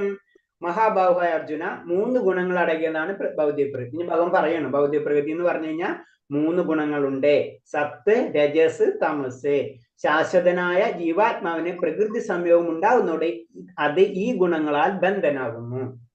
അപ്പൊ എന്താണ്? ഈ ഭൗതിക പ്രകൃതിയിൽ 3 ഗുണങ്ങളുണ്ട്. രജസ്, സത്ത്, രജസ്, തമസ്. നമ്മൾ ഭൗതിക ലോകത്തിൽ ഇറങ്ങിക്കഴിഞ്ഞ് ഇവര് നമ്മളെ പിടിക്കും. മനസ്സിലായി? നമ്മളൊരു പറയില്ലേ, ജയിലില്ല, എവിടെങ്കിലൊക്കെ പോകുമ്പോ പിന്നെ പോലീസുകാരെ കൺട്രോളിൽ എന്ന് പറഞ്ഞ പോലെ തന്നെയാണ്. നമ്മൾ ഇവിടേക്ക് വന്നോ ജയിൽ തന്നെയാണ് പറഞ്ഞത്. ശരിക്കും ഭൗതിക ലോകം എന്ന് പറഞ്ഞാൽ ജയിലാ. ഒരു ജയിലിൽ നിന്ന് അടുത്ത ജയിലിലേക്ക് മാറണമെന്ന് മാത്രമേ ഉള്ളൂ. അല്ലെങ്കിൽ ഒരു റൂമിലത്തെ ജയിലിൽ നിന്ന് അടുത്ത റൂമിലേക്ക് മാറണമെന്ന്. ചിലപ്പോൾ അവന് എന്തെങ്കിലും ചെറിയ പോലീസായിട്ടുള്ള കണക്ഷൻ എന്തെങ്കിലുമൊക്കെ എന്തെങ്കിലും അങ്ങോട്ടും ഇങ്ങോട്ടും കിട്ടുന്നുണ്ടാവും. അവന്റെ നല്ല നടപ്പ് കാരണം കൊണ്ട് എന്തെങ്കിലുമൊക്കെ ചെറിയ ബെനിഫിറ്റുകൾ കിട്ടും അല്ലെ എന്ന് പറഞ്ഞ് മാത്രമേ ഉള്ളൂ. ഈ ഭൗതിക ലോകത്തിലെ എന്ന് പറഞ്ഞാൽ ഈ തമസായും രജസായും സാത്വിക ഗുണങ്ങൾ അവന് ചെറിയ വേരിയേഷൻസ് മാത്രമേ ഉള്ളൂ എന്ന് പറയുന്നത്. അപ്പൊ എല്ലാവർക്കും ബന്ധനം തന്നെയാണ്. ബന്ധനം തന്നെ വാരി എന്ന് പറഞ്ഞ പോലെ ഈ ലോകം മുഴുവനും ബന്ധനം തന്നെയാണത്. അപ്പൊ അഭൗതികനായ ജീവാത്മാവിന് ഭൗതിക പ്രകൃതിയുമായി യാതൊരു ബന്ധവുമില്ല. എപ്പോഴും പറയുന്നതാണ്. കാരണം നമുക്ക് ഈ ഭൗതിക ലോകമായിട്ട് ഒരു ബന്ധമില്ല. നമ്മുടെ ആത്മാവിന് ഈ ഭൗതിക ലോകമായിട്ട് ബന്ധമില്ല. പ്രകൃതിയുടെ വിഭിന്ന ഭാവങ്ങളനുസരിച്ച് പ്രവർത്തിക്കാൻ നിർബന്ധിതരാകുന്നു. അത് വളരെ സിമ്പിളായിട്ട് നമ്മൾ പറഞ്ഞു കഴിഞ്ഞാല്, നമ്മുടെ ഉള്ളിൽ ജനറലായിട്ട് നമ്മൾ ഭൗതിക രീതി പറയും, നമുക്ക് നമ്മുടെ ഒരു ക്യാരക്ടർ ഉണ്ടാവും അല്ലെ. അത് നമ്മൾ പബ്ലിക്കായിട്ട് നമുക്ക് ചെയ്യാൻ പറ്റില്ല പല കാര്യങ്ങളും. അപ്പൊ അവിടെ ചെന്നിട്ട് പബ്ലിക്കിന്റെ ക്യാരക്ടർ എന്താണ്, അതിനനുസരിച്ച് നമ്മൾ മാറ്റേണ്ടി അല്ലെ. ഇപ്പൊ നമ്മള് ഒരു എക്സാമ്പിൾ, എന്തെങ്കിലും ഒരു മീറ്റിങ്ങിന് നമ്മൾ അറ്റൻഡ് ചെയ്യാൻ പോകണം. അപ്പൊ എന്താണ്, അവിടെ ഇരിക്കുന്ന വ്യക്തികളെ നമുക്കറിയാം മീറ്റിംഗ് എന്തായിരിക്കും. അപ്പൊ അതിനനുസരിച്ചായിരിക്കും നമ്മൾ സംസാരിക്കുക അല്ലെ. അപ്പൊ എന്താണ്, ആ മീറ്റിംഗ് ആണ് നമ്മളെ ബാധിക്കുന്നത്, നമ്മളല്ല. നമ്മളെ ഇഷ്ടത്തിനല്ല, നമ്മളെ ഇഷ്ടം പലതായിരിക്കും. പക്ഷെ അവിടെ ചെല്ലുമ്പോൾ എന്താണ്, അവരെ രീതി എന്താണ്, അതിനനുസരിച്ച് നമ്മൾ മാറേണ്ടി വരും. ഇപ്പൊ നമ്മള് ഇപ്പൊ ഒരു സ്ഥലത്ത് പോകുമ്പോഴൊക്കെ അങ്ങനെ തന്നെയാണ് മാറുക അല്ലെ. ഒരു ക്ഷേത്രത്തിൽ പോകണം, നമുക്ക് ക്ഷേത്രത്തിൽ എന്ത് വേണമെങ്കിലും ഇടാം എന്ന് നമുക്കുണ്ടാവും. പക്ഷെ എന്താണ്, ആ ക്ഷേത്ര മര്യാദകൾ നമുക്ക് പാലിക്കണം. അപ്പൊ ക്ഷേത്ര മര്യാദകൾ പാലിക്കേണ്ട രീതിയിൽ നമ്മൾ ചെയ്യാതെ, അതേപോലെ തന്നെ എന്താണ്, നമ്മൾ ഈ ഭൗതിക ലോകത്തിൽ വരുമ്പോൾ ഈ 3 ഗുണത്തിൽ നമുക്ക് ഇടും. ഈ ഗുണത്തിൽ നമുക്ക് രക്ഷപ്പെടാൻ പറ്റില്ല എന്നാ പറയുന്നത്. അത് രക്ഷപ്പെടാനുള്ള മാർഗം ആര് അറിഞ്ഞ് ആ വ്യക്തി എന്താണ്, മുക്തിക്ക് പ്രാപ്തനായി കഴിഞ്ഞു. അതാണ് ചുരുക്കി പറയുന്നത്.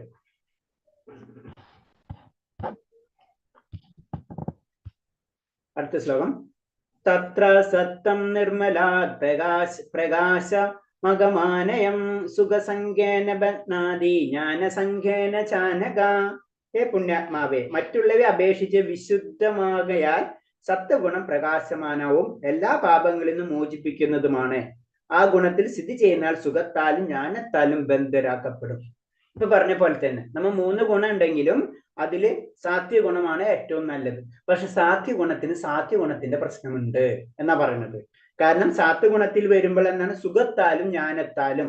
കാരണം നമുക്ക് കുറെ അറിവുകൾ അല്ലെ, സാത്വിക ഗുണങ്ങളുള്ള വ്യക്തികൾക്ക് പല ആത്മീയമായിട്ടുള്ളതും ഭൗതികമായിട്ടുള്ള കാര്യങ്ങളും അവർക്ക് കൂടുതലുണ്ടാവും. ഭൗതികമായിട്ടുള്ള കാര്യങ്ങളിലെ അറിവും അതേപോലെ തന്നെ ഭൗതികമായിട്ടും ഉയർന്ന തലത്തിലുള്ളവരായിരിക്കും, അതുപോലെ തന്നെ ആത്മീയമായിട്ടും ഉയർന്ന തലത്തിലായിരിക്കും. അപ്പൊ അവരെന്താണ് ആ സുഖത്തില് അവര് ബദ്ധസ്ഥരായിപ്പെടും. കാരണം നമ്മൾ പറയില്ല കംഫർട്ട് സോൺ എന്ന് പറയില്ല, നമ്മളൊരു സ്ഥലത്ത് നിന്ന് സ്ഥിരമായിട്ട് ഒരു ജോലി ചെയ്തുകൊണ്ടിരിക്കുന്നു. പെട്ടെന്ന് നമ്മളെ ബോസ് പറയുന്നത് ഇവിടെ നിന്ന് മാറാൻ പറഞ്ഞാൽ നമുക്ക് പറ്റില്ല. നമ്മൾ സ്ഥിരമായിട്ട് ഏതെങ്കിലും ഒരു ജോലി നമ്മളൊരു കമ്പനിയിൽ എങ്ങനെ സ്ഥിരമായിട്ട് ഒരു കുഴപ്പമില്ലാണ്ട് നല്ല രീതിയിൽ ജോലി ചെയ്തുകൊണ്ടിരിക്കുക. ഒരു ദിവസം കമ്പനി ഓണർ വന്നിട്ട് പറയാണ്, ഇപ്പൊ നിങ്ങൾ ഈ സർവീസ് ഇവിടെ ലാസ്റ്റ് അറിയുന്ന വരുമ്പോൾ നമ്മൾ ഡിസ്റ്റർബ് ആവും. മനസ്സിലായി? ഇതാണ് ഇതിന്റെ കുഴപ്പം. അവര് അതിൽ സുഖത്തിൽ ബദ്ധസ്ഥരായി മാറും എന്നാ പറയുന്നത്. സത്വഗുണത്തിൽ ഒരാൾ ഭൗതിക ദുഃഖങ്ങൾ അധികം ബാധിക്കാറില്ല. സത്വഗുണത്തിന്റെ പ്രത്യേകതകളാണ് പറഞ്ഞത്. ഭൗതിക ജ്ഞാനത്താൽ താൻ പുരോഗമിക്കുകയാണെന്നുള്ള ബോധവും അയാൾക്കുണ്ട്. അപ്പൊ ഭൗതികവും ആത്മീയമായിട്ടും ആ വ്യക്തി പുരോഗമിച്ചുകൊണ്ടിരിക്കുകയായിരിക്കും. സത്വഗുണാവസ്ഥയിൽ ഇരിക്കെ ബ്രാഹ്മണനാണ് ഇതിനൊരു മാർഗം. ബ്രാഹ്മണന്റെ ഉദാഹരണം തന്നെ, ബ്രാഹ്മണന് ജ്ഞാനുണ്ട് അല്ലെ, ക്ഷമയുണ്ട്, പിന്നെ അതുപോലെ തന്നെ എല്ലാ 9 ഗുണങ്ങളുണ്ട് ബ്രാഹ്മണൻ. അങ്ങനെ എല്ലാ ഗുണങ്ങളും ആ വ്യക്തിക്ക് അറിയാം. സത്വഗുണ പ്രഭാവം പാപപ്രതികരണത്തിൽ നിന്ന് ഏറെക്കുറെ മോചിപ്പിക്കുന്നു എന്നറിവാണ് സാത്വികരുടെ സന്തുഷ്ടിക്ക് കാരണം. സത്വഗുണം കൂടുതൽ ജ്ഞാനത്തെയും സന്തോഷത്തെയും ഉളവാകുന്നുകൊണ്ട് വൈദ്യകൃതികൾ പ്രസ്താവിച്ചിട്ടുണ്ട്. അപ്പൊ എന്താണ് നമുക്ക് ഇതിൽ വരുമ്പോ നമുക്ക് എന്താണ് 2 ഗുണം, അതിന് നമ്മൾ ഇപ്പോഴും പറഞ്ഞതാണ്. നമ്മൾ അൾട്ടിമേറ്റ് പറഞ്ഞത് നമ്മുടെ ഗുണം രജോ തമോ ഗുണങ്ങളാണ്. ജനറൽ ആയിട്ട് നമുക്ക് ഏറ്റവും കൂടുതലുള്ള ഗുണം എന്ന് പറഞ്ഞത് നമ്മളെല്ലാവരും ചിന്തിച്ചു കഴിഞ്ഞാൽ നമുക്കുള്ള ഗുണം രജോ തമോ ഗുണങ്ങളാണ്. അതിൽ നിന്ന് സാത്വിക ഗുണത്തിലെങ്കിലും കടക്കാനുള്ള പ്രക്രിയകൾ നമ്മൾ ചെയ്യണം. അപ്പൊ സാത്വിക ഗുണം തന്നെ പരിപൂർണമല്ല, പക്ഷെ സാത്വിക ഗുണത്തിൽ എത്താത്ത ഒരു വ്യക്തിക്ക് മുന്നിലേക്ക് പോകാനും കഴിയില്ല. അതിന് കുഴപ്പം എന്ന് പറഞ്ഞു കഴിഞ്ഞാൽ അതിന്റെ കുഴപ്പങ്ങൾ പറഞ്ഞത് വെച്ച് കഴിഞ്ഞാൽ ഇതിന്റെ കുഴപ്പം എന്നാൽ ജീവസത്ത സാത്വികഗുണത്തിൽ അവസ്ഥയിലാകുമ്പോൾ നമ്മൾ സാത്വികഗുണത്തിൽ അവസ്ഥയിൽ എത്തിക്കഴിഞ്ഞാൽ മറ്റുള്ളവരെക്കാൾ ജ്ഞാനം എനിക്കുണ്ടെന്ന് തോന്നും, അവരെക്കാൾ ഉത്കൃഷ്ടനാണെന്ന് ഞാൻ തോന്നും. ഇതൊക്കെ അഹങ്കാരമായിട്ട് നമ്മൾക്കിൽ ബാധിച്ചിരിക്കും. അപ്പൊ അതിനൊരു ഉദാഹരണമാണ് ഭൗതികമായിട്ട് തന്നെ ഉദാഹരണങ്ങൾ പറഞ്ഞ ശാസ്ത്രകാരന്മാരും തത്വചിന്തകരൊക്കെ അവരൊക്കെ ജനറലായിട്ട് സാധാരണ രീതിയിൽ നിന്ന് മറ്റേതാണ്. അപ്പൊ ഇവർക്ക് എന്താണ് ഓട്ടോമാറ്റിക് ആയിട്ട് ജീവിത ചുറ്റുപാടുകളും സ്വാഭാവികമായിട്ടും മെച്ചപ്പെട്ടതാണ്. അപ്പൊ ഭൗതികമായിട്ടും കമ്പയർ ആയിട്ട് എന്താണ് ഇവര് സന്തുഷ്ടരാണ്. അതായത് നമ്മൾ ജനറൽ ആയിട്ട് പറയുമ്പോ അവരും സന്തുഷ്ടർ. കമ്പാരിറ്റീവ് ചെയ്യണം. എല്ലാവരും ദുഃഖം ഉണ്ടെങ്കിലും ജനറൽ ആയിട്ട് നോക്കുമ്പോ അവർക്ക് കൂടുതൽ അറിവുള്ളവരും ഭൗതികമായിട്ടുള്ള ഉന്നത നിലവിലുള്ള വ്യക്തികൾക്കും മറ്റുള്ളവരിൽ നിന്നും കുറച്ച് സന്തോഷം കൂടുതലായിരിക്കും. പക്ഷെ ആ സന്തോഷത്തിൽ അവർ വിട്ടുപോകും. അതാണ് ഇതിന്റെ പ്രോബ്ലം. പിന്നെ അവർ ഉയരാൻ ചിലർ ശ്രമിക്കില്ല, അവർ അവിടെ തന്നെ നിൽക്കാൻ സാധ്യതയുണ്ട് എന്നാണ് പറയുന്നത്. അടുത്ത ശ്ലോകം. രജോരഗാത്മകം വിദ്ധി തൃഷ്ണാസംഗസമുദ്ഭവം തന്നിബധ്നാദികം ദേയ കർമ്മസംഗേന ദേഹിനം. അല്ലേ കുന്തിനന്ദന, അളവറ്റ തൃഷ്ണാധികത്തിൽ നിന്നുണ്ടാവുന്നത്ര രജോ ഗുണം. ദേഹസ്ഥനായ ജീവന് അത് ഭൗതികമായ ബലോദിഷ്ട കർമ്മങ്ങളിൽ കുടുക്കിടുന്നു. ഈ രജോ ഗുണത്തെ പറ്റി പറയണം. രജോ ഗുണം എന്ന് പറഞ്ഞപ്പോൾ നമ്മൾ ഭൗതികത്തിൽ ഏറ്റവും കൂടുതലുള്ളത് രജോ ഗുണമാണ്. നമുക്ക് എല്ലാവർക്കും എന്താണ് ജനറൽ ആയിട്ട് നമുക്ക് എല്ലാവർക്കും ആഗ്രഹമായിരിക്കും, ഒന്ന് കഴിഞ്ഞ് അടുത്ത് കഴിഞ്ഞ് അടുത്തത് ഇങ്ങനെ അല്ലെ. ഒരു ചെറിയ അറേഞ്ച്, വലിയ കളർ, ബംഗ്ലാവ് ബംഗ്ലാവ്, ജോലി ആണെങ്കിൽ ജോലി, ഒക്കെ നമുക്ക് അപ്ഡേഷൻ വീണ്ടും വീണ്ടും വലിയ കാര്യങ്ങൾ ചിന്തിച്ചു. തൃഷ്ണ ഭയങ്കര ആഗ്രഹമായിരിക്കും, അത്യാസക്തി ആയിരിക്കും എന്നാ പറയുന്നത്. അതാണ് രജോ ഗുണം എന്ന് പറയുന്നത്. ദേഹസ്ഥനായ ജീവൻ അത് ഭൗതികമായ ബലോദിഷ്ട കർമ്മങ്ങളിൽ കുടുക്കിയിരിക്കുന്നു. അപ്പൊ എന്താണ് ഇത് നമ്മളൊന്ന് കഴിയുമ്പോൾ അടുത്ത് ചെയ്യും. അപ്പൊ അതിങ്ങനെ നമ്മളിങ്ങനെ കറങ്ങിക്കൊണ്ടിരിക്കും. നമുക്ക് വേറൊന്നും ചിന്തയുണ്ടാവില്ല, ഇതിന്റെ പിറകെ പാഞ്ഞുകൊണ്ടിരിക്കും. അതാണ് നമ്മൾ ജനറൽ ആയിട്ട് പറഞ്ഞത് ഭൗതിക ലോകം എന്ന് പറഞ്ഞ രജോ ഗുണത്തിന് രജോ ഏറ്റവും കൂടുതൽ രജോ ഗുണമായിരിക്കും എന്ന് പറഞ്ഞു. തമോ രജോ ഗുണം മിശ്രിതാണെങ്കിലും കൂടുതൽ രജോ ഗുണമായിരിക്കും പറഞ്ഞതിന്റെ കാരണമുണ്ട്. അപ്പൊ അതിന് പറയുന്നത് രജോ ഗുണമുള്ള സ്വഭാവയുടെ ആസക്തി ഇന്ദ്രിയ സുഖാനുഭവങ്ങളാണ്. രജോ ഗുണം ഉണ്ടായി കഴിഞ്ഞാൽ നമ്മൾ ഇന്ദ്രിയങ്ങളെ സംതൃപ്തിക്കായിരിക്കും നമ്മൾ പറയുകൊണ്ട്.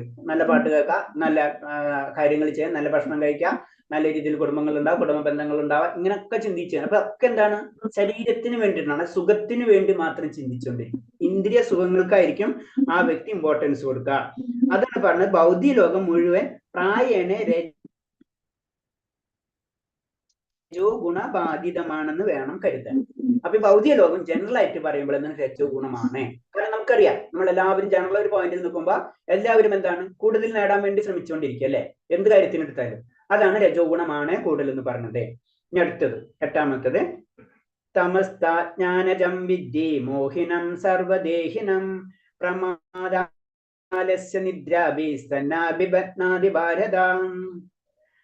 ഭാരതപുത്ര, അജ്ഞാനജന്യമായ തമോ ഗുണമായിട്ട് സർവ്വ ശരീരങ്ങളെയും വ്യാമോഹിക്കുന്നതാണ്. ഈ ഗുണത്തിൽ ഫലമായ പ്രമാദം, അലസത, നിദ്ര എന്നിവ ബദ്ധജീവാത്മാവിനെ കുടുക്കിടുന്നു. പിന്നെ അടുത്ത ലെവല് ഇവിടെ വരുമ്പോൾ എന്താണ്? തമോ ഗുണം. തമോ ഗുണം എന്ന് പറയുമ്പോൾ എന്താണ്? അത് നമുക്കറിയാം, നിദ്ര, അലസത, പ്രമാദം, ഇതൊക്കെയാണ് തമോ ഗുണം എന്ന് പറഞ്ഞത്. അവർക്ക് ഒന്നിനോട് ഒരു ചെയ്യാൻ ആഗ്രഹം ഉണ്ടാവില്ല. ബേസിക് ആയിട്ട് പറഞ്ഞു കഴിഞ്ഞാല് അങ്ങനത്തെ വ്യക്തിത്വം. അല്ലെങ്കിൽ വേറെ രീതിച്ച് പറഞ്ഞു കഴിഞ്ഞാൽ നമ്മളെ നെഗറ്റീവായിട്ട് ചിന്തിക്കണം, നെഗറ്റീവായിട്ട് പ്രവർത്തിക്കുന്നവർക്ക്, അങ്ങനെയൊക്കെ ആ കാറ്റഗറി മുഴുവനും തമോ ഗുണത്തിലാണ് വരുന്നത് പറഞ്ഞത്. തമോ ഗുണവനായ ഒന്നിനെയും യഥാർത്ഥം സ്പഷ്ടമാവില്ല. ഏതാണ് ശരി ഏതാണ് തെറ്റെന്ന് നടക്കുക വ്യക്തിക്ക് മനസ്സിലാവില്ല. തെറ്റിനെ ശരിയെന്ന് വിചാരിക്കും, ശരിനെ തെറ്റെന്ന് വിചാരിക്കുന്ന അവസ്ഥ തിരിച്ചറിയാനുള്ള കഴിവ് ആ വ്യക്തിക്ക് ഉണ്ടാവില്ല. പിന്നെ അതിന് പേരെന്ന് വെച്ചാൽ ഓക്കെ, അത്രേ ഉള്ളൂ.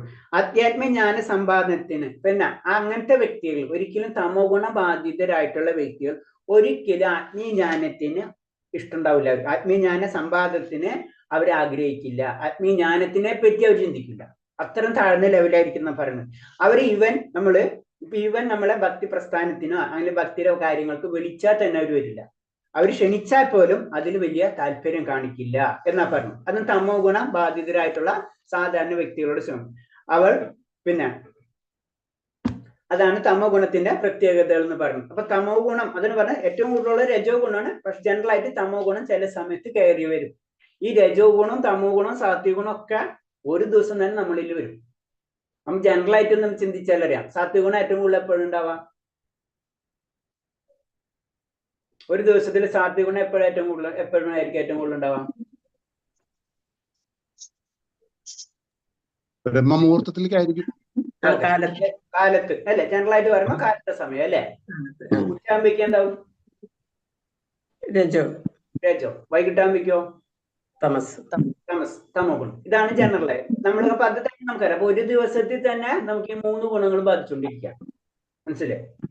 ചില ദിവസം തന്നെ നമ്മൾ പറയില്ലേ ജനറൽ ആയിട്ട് ഇന്നത്തെ ദിവസം വളരെ പോക്കായിരുന്നു, അല്ലെങ്കിൽ ഇന്നത്തെ ഇതുപോലെ നല്ല ഐശ്വര്യമുള്ള ദിവസം. അപ്പൊ എന്താണ് അതിന്റെ പ്രത്യേകത? എന്താണ്? ആ ദിവസം നമ്മളെ മുഴുവനും ഒന്നിനും തമോ ഗുണമായിരിക്കും, അല്ലെങ്കിൽ അന്നേ ദിവസം നമ്മളെ രജോ ഗുണമായിരിക്കും അല്ലെ? എന്തെങ്കിലുമൊക്കെ അത് നമ്മൾ കേട്ടിട്ടില്ല, നമ്മൾ പറയാറാണ് ജനറൽ ആയിട്ട് നല്ല ദിവസമായിരുന്നു പറയും അല്ലെ? അപ്പൊ അന്നത്തെ അത് നമ്മളെ സംബന്ധിച്ച് അന്നത്തെ ദിവസം സാത്വികമായിട്ട് ബന്ധപ്പെട്ടുന്നത്. മനസ്സിലായി? അപ്പൊ എന്നും നല്ലതാക്കാം, അതാണ് നമ്മുടെ ലക്ഷ്യം. അപ്പൊ പോയിന്റ് മനസ്സിലായില്ലേ? അതാണ് സാത്വിക ഗുണത്തിലേക്ക് കടക്കാന്ന് പറഞ്ഞു. അപ്പൊ ഒരു ദിവസത്തിൽ തന്നെ നമ്മളെ കാര്യങ്ങൾ മാറിക്കൊണ്ടിരിക്കും. പിന്നെ നമുക്ക് കഴിക്കുന്ന ഭക്ഷണ പദാർത്ഥങ്ങൾ അനുസരിച്ച് സാത്വിക രജോ ഗുണം മാറിക്കൊണ്ടിരിക്കും.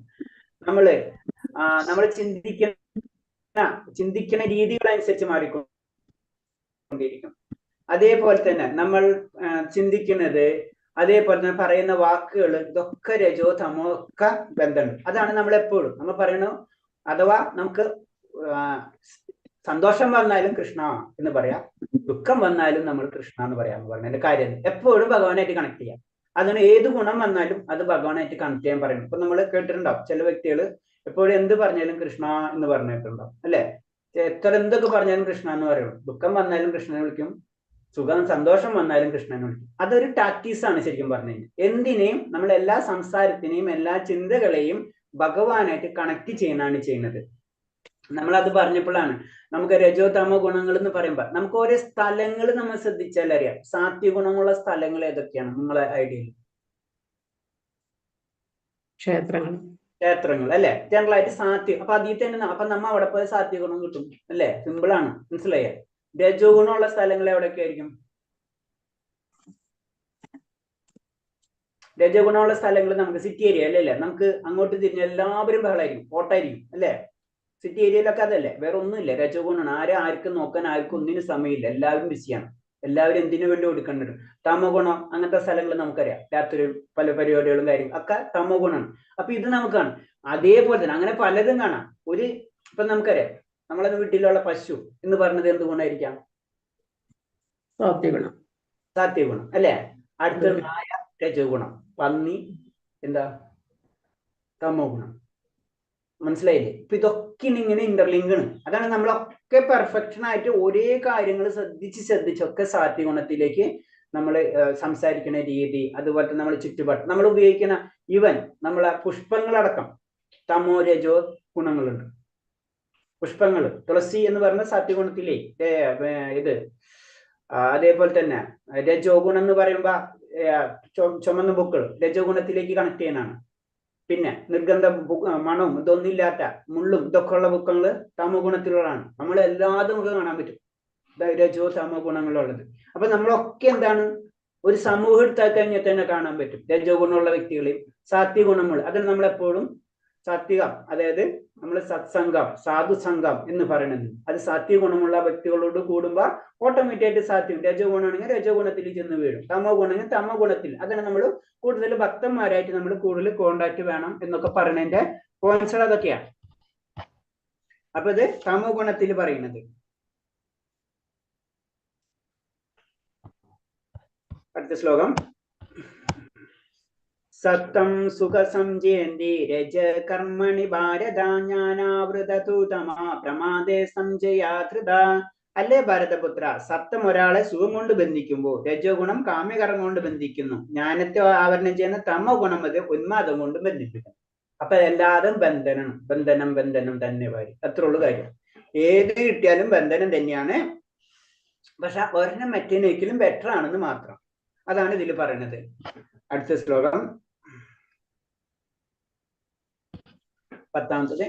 രജസ്തമ വിഭൂയ സത്തം ഭവതി ഭാരത രജസ്തം തമശ്ചൈവ തമസ്തം സത്തം രജസ്തൈത. അല്ലേ ഭാരത, ചില സത്വഗുണം രജസ്തമോ ഗുണങ്ങളെ തോൽപ്പിച്ചു മുന്നേറും. ചിലപ്പോൾ സത്വഗുണം രജോ തമോ ഗുണങ്ങളെ തോൽപ്പിച്ചു മുന്നേറും. ചിലപ്പോൾ രജസ് സത്ത് തമോ ഗുണങ്ങളെ കീഴടക്കുന്നു. മറ്റു ചിലപ്പോൾ തമസ് സപ്ത രജസ്സുകളെയും. ഈ വിധത്തിൽ എപ്പോഴും ആധിപത്യത്തിനുള്ള മത്സരം നിലനിൽക്കുന്നു. അപ്പൊ ഇതിൽ വീണ്ടും പറയുന്നത് ഇത്രേ ഉള്ളൂ. നമ്മൾ സത്വഗുണം കിട്ടി എന്ന് വിചാരിച്ചിട്ട് ഞാൻ സാത്വികനായി, എനിക്ക് ഇന്നൊന്നും അഫക്റ്റ് ചെയ്യില്ല എന്നൊക്കെ ചിന്തിക്കാൻ പറ്റില്ല. ഇത് എപ്പോഴും മാറിക്കൊണ്ടിരിക്കും. അത് മെയിൻറ്റെയിൻ ചെയ്യാൻ വളരെ ബുദ്ധിമുട്ടുള്ള കാര്യമാണ്. അല്ലോ ഞാൻ തമോ ഗുണമായി പോയല്ല, എനിക്ക് ഇനി രക്ഷയില്ല എന്ന് ചിന്തിക്കാൻ വേണ്ട. നമുക്ക് സാത്വിക ഗുണത്തിലേക്ക് ഉയരാൻ പറ്റും, രജോ ഗുണത്തിലേക്കും ഉയരാൻ പറ്റും. ഇത് എപ്പോഴും ഇങ്ങനെ കറങ്ങിക്കൊണ്ടിരിക്കും. അപ്പൊ അതാണ് പറഞ്ഞത്, നമ്മൾ ഈ രജോ ഗുണത്തിൽ അങ്ങനെയല്ല, ഇതൊക്കെ നമുക്ക് മാറ്റിയെടുക്കാൻ പറ്റും എന്നാണ് പറഞ്ഞത്. ഈ മത്സരം എപ്പോഴും തുടർന്നു പോരുകയാണ്. ഇതിങ്ങനെ ചെയ്തുകൊണ്ടിരിക്കും. എല്ലാ ദിവസവും നമുക്ക് ഒരേപോലെ ആയിരിക്കില്ല അല്ലെ. അപ്പൊ ഇതൊക്കെ ഇങ്ങനെ മാറി മറിഞ്ഞുകൊണ്ടിരിക്കും. അതുകൊണ്ട് കൃഷ്ണബോധത്തിൽ പുരോഗമനം ആഗ്രഹിക്കുന്നവർ ഈ 3 ഗുണങ്ങളെയും അതിക്രമിക്കണം. അപ്പൊ ഏത് ഗുണങ്ങളായിട്ട് മാറിക്കൊണ്ടിരിക്കും. ഈ 3 ഗുണങ്ങളെയും അതിക്രമിച്ച വ്യക്തിക്ക് മാത്രമേ എന്താണ് കൃഷ്ണാവബോധത്തിലേക്ക് പരിപൂർണമായിട്ട് കടക്കാൻ കഴിയൂ എന്ന് പറഞ്ഞത്. അതായത് ഇവയിൽ ഒന്നിന്റെ ആധിപത്യം ഒരാളുടെ എല്ലാ പ്രവർത്തനങ്ങളെയും പെരുമാറ്റങ്ങളിലും ആഹാരരീതിയിലും ഒക്കെ സ്പഷ്ടമായി കാണുക പതിവാണ്. നമുക്ക് ഒരു വ്യക്തിനെ കണ്ടു കഴിഞ്ഞാൽ നമുക്ക് മനസ്സിലാവും. ഇത് പതുക്കെ സൈക്കോളജി ആയിട്ട് മൂവ് ആയിക്കൊണ്ടിരിക്കുകയാണ്. മനസ്സിലായി? അപ്പൊ ഒരു വ്യക്തിനെ കണ്ടു കഴിഞ്ഞു അവരെ കഴിക്കുന്ന ഭക്ഷണം, ആഹാര രീതികൾ എന്താണെന്ന് മനസ്സിലാക്കി കഴിഞ്ഞാൽ ആ വ്യക്തി ഏത് ഗുണമാണെന്ന് മനസ്സിലാക്കാൻ പറ്റും. വ്യക്തി സംസാരിക്കുന്ന ഭാഷ കേട്ടുകഴിഞ്ഞൊക്കെ മനസ്സിലാവും ഏത് പ്രവർത്തന രീതിയാണെന്ന് പറയുന്നത് അപ്പൊ ഒക്കെ നമുക്ക് മനസ്സിലാക്കാൻ പറ്റുന്നു. അപ്പൊ നമ്മൾ മനസ്സിലാക്കാനല്ല നമ്മൾ പറയുന്നത്, ഇത് സത്യമാണ്. അത് കാരണം കൊണ്ട് എന്താണ് നമ്മൾ പതുക്കെ ഉന്നത തലത്തിലേക്ക് കടക്കാൻ ശ്രമിക്കണം. ഈ രജോ തമോ ഗുണം വെച്ച് കഴിഞ്ഞാൽ ഒരിക്കലും നമുക്ക് എന്താണ് ഭഗവാനെ പോയിട്ട് സാത്വിക ഗുണം തന്നെ കിട്ടില്ല. സാത്വിക ഗുണത്തിലേക്ക് നമ്മൾ എത്തണം. സാത്വിക ഗുണത്തിന്റെ അപ്പുറത്താണ് വാസുദേവാവസ്ഥ എന്ന വിശുദ്ധ സത്വം. ഇത് വാസുദേവാവസ്ഥ, അതാണ് അടുത്ത അവസ്ഥ. നമ്മൾ പറയുന്നത് വിശുദ്ധ സത്വഗുണം എന്ന് പറഞ്ഞ അവസ്ഥ. ആ അവസ്ഥയിലേക്ക് എത്താനാണ് നമ്മൾ പരിശ്രമിക്കേണ്ടത്. അതാണ് ഒരാളുടെ ഗുണം. അതെന്താണ്? ഒരു മനുഷ്യൻ ഏത് ഗുണത്തിലാണ് സ്വാധീനതയെന്ന് അയാളുടെ പ്രത്യേക പ്രവർത്തനങ്ങളിൽ നിന്ന് മനസ്സിലാക്കാം. അപ്പൊ നമ്മളുടെ പ്രവർത്തനം, നമ്മുടെ സംസാരം, ഇതൊക്കെയിൽ നിന്നും നമ്മളെ ആഹാര രീതി, ഇതിൽ നിന്നൊക്കെ നമ്മള് ഏത് ലെവലിലാണെന്ന് ജനറൽ ആയിട്ട് നമുക്ക് മനസ്സിലാക്കാൻ കഴിയും. അല്ലെങ്കിൽ നമ്മളെ തന്നെ അനലൈസ് ചെയ്യാം, ചുരുക്കി പറഞ്ഞു കഴിഞ്ഞാൽ. അപ്പൊ നമുക്ക് മനസ്സിലാവും. എന്നിട്ട് നമ്മൾ അതിൽ നിന്ന് രക്ഷപ്പെടാനുള്ള മാർഗങ്ങൾ നമുക്ക് കണ്ടുപിടിക്കാം. അതാണ് പറഞ്ഞു തരുന്നത്. ഹരേ കൃഷ്ണ. അടുത്ത ശ്ലോകം. സർവദേരുദേഹാസ്മിൻ പ്രകാശോപജായതേ ജ്ഞാനം യഥാ തഥാ വിദ്യാദ്വിവൃത്തം സതമുത്യതേ. ശരീരത്തിന്റെയും എല്ലാ താരങ്ങളും ജ്ഞാനത്തിൽ പ്രകാശിതമാകുമ്പോൾ സത്വഗുണത്തിന്റെ പ്രഭാവം അനുഭവപ്പെടുന്നു. അപ്പൊ നമ്മളെ ധാരം എന്ന് പറയുമ്പോൾ നമുക്ക് നവധാരങ്ങൾ, 9 ശരീരത്തിൽ 9 ധാരങ്ങളുണ്ട്. അത് പറഞ്ഞത് 2 കണ്ണുകൾ, 2 ചെവികൾ, 2 നാസ്വാധാരങ്ങൾ, വായ, ലിംഗം, മലദ്വാരം, ഇങ്ങനെ 9 ഇതുണ്ടെന്ന് പറയുന്നത്. അപ്പൊ സത്വഗുണമാകുമ്പോൾ എന്താണ്? എല്ലായിടത്തും സാത്വികമായിട്ടുള്ള കാര്യങ്ങൾ അനുഭവപ്പെടും. എല്ലായിടത്തും കണ്ണായാലും നമ്മൾ നല്ലത് കൊണ്ട് കാണും, കേൾക്കുന്നത് നമ്മൾ നല്ലത് കേൾക്കും, നമ്മളെ ചിന്ത ഒക്കെ അതിനനുസരിച്ച് ഒക്കെ എന്താണ് സാത്വികമായിട്ടുള്ള അവസ്ഥ. നമ്മൾ കഴിക്കുന്ന ഭക്ഷണം നല്ലതാവും, നമ്മൾ ചിന്തിക്കുന്നത് നല്ലതാവും, നമ്മൾ ഉണ്ടാവുന്ന പുത്രന്മാരും പുത്രികളും നല്ലതാവും, ഇതൊക്കെ വരും. അതാണ് അതിന്റെ പ്രധാന സാത്വിക ഗുണത്തിന്റെ പ്രത്യേകത പറയുന്നതാണ്. അടുത്തത് ലോഭ പ്രവൃത്തിനാരംഭ കർമാണ സമാസ്പൃഹ രജസ്ഥാനി ജായന്തേ വിവൃദ്ധേ ഭരതർഷഭം. ഭരതശ്രേഷ്ഠ, രജോഗുണം വർദ്ധിക്കുമ്പോൾ അതിയായ ആസക്തി, ബലോദിഷ്ടമായ പ്രവർത്തനം, കഠിനമായ പ്രയത്നം, അടങ്ങാനാവാത്ത ആഗ്രഹം, മോഹാവേശം എന്നീ ലക്ഷണങ്ങൾ ഉണ്ടാകുന്നു. ഇതേപോലെ തന്നെ നമുക്ക് രജോ ഗുണമാണ് കൂടുന്നത് വെച്ച് കഴിഞ്ഞാൽ തീർച്ചയായിട്ടും നമ്മൾ രജോ ഗുണം വർദ്ധിക്കുന്നുണ്ടെന്ന് എങ്ങനെ നമുക്ക് മനസ്സിലാക്കാന്ന് വെച്ച് കഴിഞ്ഞാൽ നമുക്ക് എന്താണ്, എന്തിനും നമ്മൾ തയ്യാറായിരിക്കും, കഠിന പ്രയത്നമായിരിക്കും നമ്മുടെ. അതാണ് രജോ ഗുണത്തിന്റെ പ്രവർത്തനം. എന്ത് സഹിക്കാൻ നമ്മൾ തയ്യാറാവും.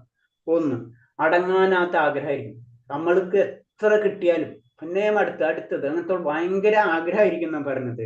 പിന്നെ ഈ ലക്ഷണങ്ങളൊക്കെ ഉണ്ടായിക്കഴിഞ്ഞാൽ നമ്മൾ എന്താണ്, രജോ ഗുണമാണ് എന്നാ പറയുന്നത്. ചുരുക്കി പറഞ്ഞു കഴിഞ്ഞാൽ തനിക്കൊരു വീടുണ്ടാക്കാൻ ശ്രമിക്കുക ആണെങ്കിൽ അത് കൊട്ടാരം പോലെ തന്നെ ഒന്നാവണമെന്ന് നമ്മൾ ചിന്തിക്കും. താൻ അതിൽ അണ്ട് ഉദ്ദേശിക്കുന്നത് എന്താണ്, എനിക്കൊരു വീട് മാത്രമല്ല ഒരു കൊട്ടാരം പോലെ നമ്മൾ ചിന്തിക്കും. നമ്മുടെ ജനറൽ ആയിട്ട് എല്ലാവരും കൺസെപ്റ്റ് അതാ. അപ്പൊ എന്താണ് എന്നിട്ട് നമ്മൾ എന്താ ചിന്തിക്കുന്നത്, താൻ അതിൽ എന്നെന്നും താമസിക്കാൻ പോകുന്നെന്നാണ് അയാളുടെ വിചാരം. ആ കൊട്ടാരം പോലെ വീട്ടിൽ ഞാൻ എന്നെന്നും, അതായത് എനിക്ക് മരണമില്ല എന്നൊരു ചിന്താഗതി ആർക്ക് എപ്പോഴും ഉണ്ടാവും, രജോ ഗുണമുള്ള വ്യക്തികൾക്ക് ഉണ്ടാവും. അയാൾക്ക് ഇന്ദ്രിയ സുഖഭോഗങ്ങൾ അത്യാർത്തിയുണ്ട്, അതിന് അറുതിയില്ല. ആ വീട്ടിൽ കുടുംബസമാധാനം താമസിച്ച് എന്നെന്നും ഇന്ദ്രിയ സുഖം അനുഭവിക്കണമെന്ന് അയാൾ ആഗ്രഹിക്കുന്നു. രജോ ഗുണത്തിന്റെ സ്വഭാവമാണ് ഇതെല്ലാം എന്ന് മനസ്സിലാക്കണം. അത്ര നമുക്ക് ബന്ധുമിത്രാദികളൊക്കെ വെച്ചിട്ട് നമ്മൾ ഈ കുടുംബത്തില് നമുക്ക് ഇങ്ങനെ സുഖമായിട്ട് ചിന്തിച്ച് ഇങ്ങനെ ജീവിക്കണം എന്നുള്ള ചിന്താഗതി ആയിരിക്കും ആർക്ക്, രജോ ഗുണം. അതാണ് പറഞ്ഞത് രജോ ഗുണമാണ് ഭൗതികത്തിൽ ഏറ്റവും മുന്നിട്ട് നിൽക്കുന്നത് എന്ന് പറയുന്നത്. ഓക്കെ, ഒരു ശ്ലോകം വെച്ചിട്ട് നിർത്താം, കാരണം നമുക്ക് സത്സംഗം കൂടെ ഉണ്ട്, അത് കാരണമാണ്. അപ്രകാശോ അപ്രവർത്തശ്ച പ്രമാദമോഹ ഏവ സ തമസ്താനി ജായന്തേ വിവദ്ധ കുരുനന്ദന. തമോ ഗുണം വളരുമ്പോൾ തേജസ്സില്ലായ്മ, ആക്രമണത്യ, പ്രമാദം, വ്യാമോഹം എന്നിവ പ്രകടമാകുന്നു. അപ്പൊ ഇനി അടുത്ത് പറഞ്ഞ തമസിന്റെ പറഞ്ഞു. തമസ് എന്ന് പറയുമ്പോൾ നമുക്കറിയാം തേജസ്സില്ലായ്മ, പിന്നെ പ്രമാദം, വ്യാമോഹം, ഇതൊക്കെ ജനറൽ ആയിട്ടുള്ളത്, ഒന്നിനോടും ഒരു ഇതില്ലാത്ത രീതിയിൽ. അതായത് ചുരുക്കി പറഞ്ഞാൽ അയാൾ എന്തിനു ജീവിക്കുന്ന അയാൾക്കും അറിയില്ല, അയാൾക്കൊണ്ട് സമൂഹത്തിന് ഉപകാരമില്ല, സമൂഹത്തിന് അയാൾക്ക് ഉപകാരമില്ലാത്ത ഒരവസ്ഥ. അതാണ്. അപ്പൊ അവിടെ നിന്ന് തന്നിഷ്ടം പോലെ, അപ്പൊ ശരിക്കും അങ്ങനത്തെ അവസ്ഥയിൽ എത്തുമ്പോൾ പറയുന്നത് മൃഗത്തിനെ പോലെ ആയിരിക്കുന്നു ആളെ ജീവിതം. തന്നിഷ്ടം പോലെ പ്രവർത്തിക്കാനായിരിക്കും അയാൾക്ക് ഇഷ്ടം. ഒരാളെ കാര്യം അയാൾ പറഞ്ഞത് കേൾക്കില്ല. തന്നിഷ്ടം പോലെ ഒരു ഉദ്ദേശമില്ലാത്ത പ്രവർത്തിക്കാനാണ് ഇഷ്ടം. തന്നിഷ്ടം പോലെ ഒരു ഉദ്ദേശം, എന്തിനാണ് പ്രവർത്തിക്കുന്ന അറിയില്ല, എന്തിനാണ് ജീവിക്കണം എന്ന് പോകുന്ന അറിയില്ല. ഇങ്ങനെ ജീവിക്കുന്ന വ്യക്തി മൃഗത്തിനെ പോലെ ജീവിക്കാനാണ് ഉപയോഗിക്കുന്നത്. പിന്നെ അയാൾക്ക് അധ്വാന ശേഷി ഉണ്ടെങ്കിലും അയാൾ അധ്വാനിക്കില്ല. ഇതൊക്കെയാണ് തമസിന്റെ പ്രത്യേകത എന്ന് പറയുന്നത്. ബോധാവസ്ഥയിലാണെങ്കിലും, ബോധം ഉണ്ടെന്ന് പറയാനുള്ളൂ, അവരുടെ ജീവിതം കർമ്മരഹിതമാണ്. ഇതാണ് താമസ സ്വഭാവികളുടെ ലക്ഷണങ്ങൾ. അതിന് പറഞ്ഞ തമോ കുറവാണ്, സത്വം കുറവാണ്, രജോ കൂടുതലായിരിക്കും. നമ്മൾ ജനറൽ ആയിട്ടുള്ള പബ്ലിക്കിൽ നമുക്കറിയാം ഒരു 80%, 100% കഴിഞ്ഞാൽ 80% രജോ ആയിരിക്കും, 10% സത്വമായിരിക്കും, 10% തമോമായിരിക്കും. ഇത് വേറെ രീതി പറഞ്ഞു കഴിഞ്ഞാല്, അതായത് നമ്മള് 100 പേര് എടുത്തു കഴിഞ്ഞാല് 10 പേര് ലീഡേഴ്സ് ആയിരിക്കും, 10 പേര് എല്ലാത്തിനും എതിർക്കുന്നവരായിരിക്കും, 80 പേര് ഏതെങ്കിലും ഒന്നിനെ ഫോളോ ചെയ്യുന്നവരായിരിക്കും. മനസ്സിലായി? അപ്പൊ നമ്മൾ ഫോളോ കൂടുതൽ ഫോളോവേഴ്സ് ആയിരിക്കും ഉണ്ടാവും. അപ്പൊ ഫോളോവേഴ്സ് എപ്പോഴും ശ്രദ്ധിക്കണം, നമ്മൾ എവിടെ ചെന്ന് വീഴണം. ഭക്തിയിലും അത് തന്നെയാണ്. ഭക്തിയിലും പല രീതിയിലുള്ള പരിപാടികൾ നടക്കുന്നു. അപ്പൊ അത് നമ്മളെ ശ്രദ്ധിക്കണം. നമ്മൾ കൂടുതലും ഫോളോവേഴ്സ് ആയിരിക്കും, ലീഡേഴ്സ് ആയിരിക്കില്ല. ഒന്നില്ലെങ്കിൽ ആ ഗുഡ് ലീഡേഴ്സിന്റെ അടുത്തേക്ക് പോകണം, അല്ലെങ്കിൽ ഈ ഇതുപോലെ തന്നെ തമോ ഗുണമുള്ള ഹയർ ലെവൽ അവർ ലീഡേഴ്സ് തന്നെയാണ്, പക്ഷെ അവരെല്ലാത്തിനും ഓപ്പോസിറ്റ് ആയിരിക്കും. അതാണ് അവർ പ്രത്യേകത. ഇപ്പൊ ജനറൽ ആയിട്ട് ഡെവിൾസ് ഗോഡ് എന്നുള്ള കൺസെപ്റ്റ് തന്നെ ആ രീതിയിൽ ചിന്തിച്ചു കഴിഞ്ഞാല്. ഹരേഷ്ണ, അപ്പൊ നമുക്ക് നിർത്താം. 4 മണിക്ക് നിർത്താൻ പറഞ്ഞിട്ടുണ്ടായിരുന്നു. ഹരേഷ്ണ, വേറെ എന്തെങ്കിലും അപ്പൊ ഞാൻ ജസ്റ്റ് ഒന്ന് സ്പീഡിൽ പറഞ്ഞുതരാം. നമ്മൾ പറഞ്ഞു പോയിന്റ് പ്രത്യേകിച്ചൊന്നുമില്ല. ഭൗതിക പ്രകൃതിയുടെ ത്രിഗുണങ്ങളെ പറ്റി പറയുന്നതാണ്. നമുക്കറിയാം 3 ഗുണമുണ്ട്, സത്ത്, രജസ്, തമസ്. ഇങ്ങനെ 3 ഗുണമാണ് ഭൗതിക പ്രകൃതിയിലുള്ളത്. ഭഗവാൻ പറയുന്നതാണ്, ഈ ഗുണത്തെ പറ്റി മനസ്സിലായ വ്യക്തി, ആ വ്യക്തിക്ക് എന്താ സംഭവിക്കുക? എന്നെ പ്രാപിച്ചിരിക്കും. അവൻ അതീന്ദ്ര അവസ്ഥയിൽ, എന്നെ പോലുള്ള അതീന്ദ്ര അവസ്ഥയിൽ അവൻ എത്തിയിരിക്കുന്ന പറഞ്ഞു. അത്രയും ഇമ്പോർട്ടൻസ് ആണ് ഭൗതിക പ്രകൃതി. അതാണ് പറഞ്ഞത്. ഭഗവാന്റെ ശക്തിനെ ദേവി ഹേഷി ഗുണമായ മമമായ ദുരദ്ധ എന്ന് ഭഗവാൻ തന്നെ. ഈ ഭൗതിക പ്രകൃതിയിൽ നിന്ന് രക്ഷ നേടാന്ന് പറഞ്ഞാൽ അത്ര ഈസിയല്ല. പക്ഷെ ഇത് നേടി കഴിഞ്ഞു കഴിഞ്ഞാൽ അവൻ അതേ എന്റെ പോലത്തുള്ള അതീന്ദ്ര അവസ്ഥയിലേക്ക് അവൻ എത്തും എന്നാണ് പറയുന്നത്. പിന്നെ പറയുന്നത്, ഞാനാണ് ഈ ഭൗതിക പ്രകൃതിന്റെ കാരണവും ഞാൻ തന്നെയാണ് ഭൗതിക പ്രകൃതിയിലെ ആദ്യം. എല്ലാ ജീവജാലങ്ങളും ജീവൻ അത് പറയുന്ന ബീജ, അഹം ബീജ പ്രതാപിത, എല്ലാത്തിന്റെയും സൃഷ്ടാവ് ഞാനാണ്. ബാക്കിയൊക്കെ അതിന് ഉദാഹരണമാണ് പറയുന്നത്. നമുക്ക് തോന്നും തന്നെത്താനും നമ്മൾ ഭൗതിക പ്രകൃതിയിൽ അത് ഇതൊക്കെ ഉണ്ടാവും. അല്ല, അതിനൊരു കാരണം ഉണ്ട്, അത് ഞാനാകുന്നു എന്ന് പറയുന്നത്. പിന്നെ പറയുന്നത്, നമ്മളെ ഭൗതിക പ്രകൃതിയും ആത്മാവും, ഈ ഭൗതിക പ്രകൃതിയുടെ ആത്മാവും തമ്മിലെ കണക്ഷനാണ് എല്ലാത്തിന്റെയും കാരണം, അല്ലെ? നമുക്ക് ആത്മാവ് ഉണ്ടെങ്കിൽ നമുക്ക് വർക്ക് ചെയ്യാൻ പറ്റും. ആത്മാവിന് ഇൻഡിപെൻഡന്റ് ആയിട്ട് ഒന്നും ചെയ്യാൻ പറ്റില്ല, ശരീരത്തിനും ഇൻഡിപെൻഡന്റ് ആയിട്ട് ചെയ്യാൻ പറ്റില്ല. രണ്ടു ഗുണം കണക്ട് ആയി കഴിഞ്ഞാല് എല്ലാ കാര്യങ്ങളും നടക്കുള്ളൂ എന്നാ പറയുന്നത്. പിന്നെ സത്ത്, രജസ്, തമോ ഗുണങ്ങളെ പറ്റി പറയാണ്.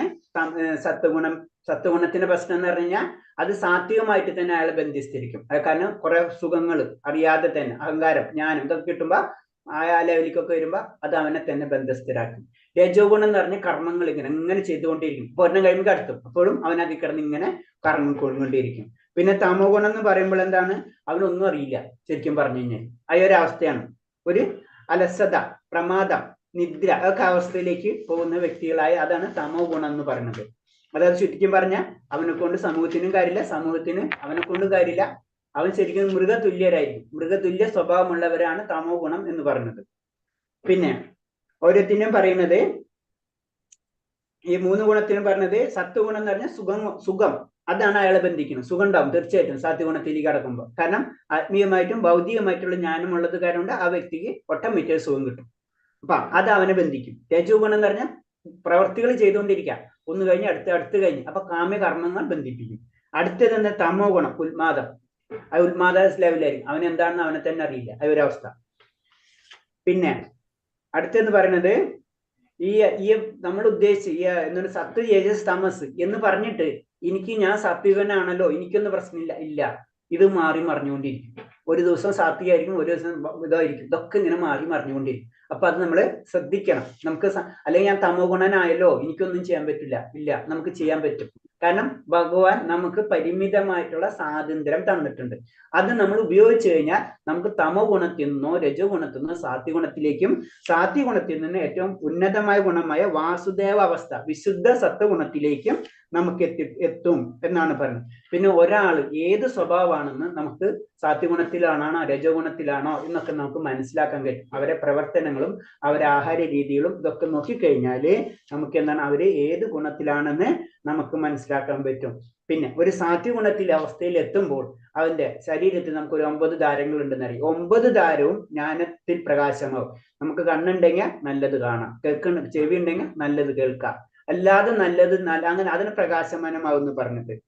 പിന്നെ രജോ ഗുണം കൂടുമ്പോൾ എന്താണ് നമുക്ക് പ്രശ്നം? കാരണം എന്ന് വെച്ച് കഴിഞ്ഞാൽ നമ്മൾ എന്തും ചെയ്യാൻ തയ്യാറായിരിക്കും, കഠിന പ്രയത്നം ചെയ്യാൻ നമ്മൾ റെഡി ആയിരിക്കും. അത്രയും അടക്കാനാത്ത ആഗ്രഹങ്ങളായിരിക്കും നമ്മളിൽ ഉണ്ടാവുക. പിന്നെ അടുത്തത് തമോ ഗുണം കൂടുമ്പോൾ പ്രശ്നം എന്ന് വെച്ച് കഴിഞ്ഞാല് അവര് ശരിക്കും മൃഗപ്രായരാണ്, മൃഗത്തിനെ പോലെ തന്നെയാണ്. അവരിഷ്ടത്തിന്, മൃഗങ്ങളെ സ്വഭാവം അതല്ലേ, അവർക്ക് അവരിഷ്ടത്തിന് പ്രയത്നിക്കാനും ഇഷ്ടം, വർക്ക് ചെയ്യാനാണ് ഇഷ്ടം. അവര് അങ്ങനെ ആയിരിക്കും എന്ന് പറയുന്നത്. അവർക്ക് പല സംഗതികൾ ഉണ്ടെങ്കിലും അവരത് ചെയ്യാനൊന്നും ആഗ്രഹിക്കില്ല.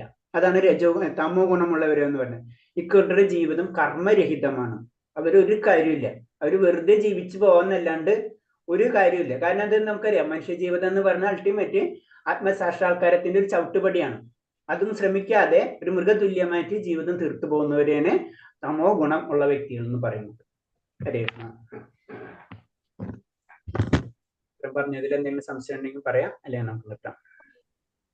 ഹരേ കൃഷ്ണ പ്രഭുജി. ഇത് രജോ ഗുണമുള്ള മൃഗത്തിനെ കുറിച്ച് ഏതാ പറഞ്ഞത്? രജോ ഗുണമല്ല, തമോ ഗുണം.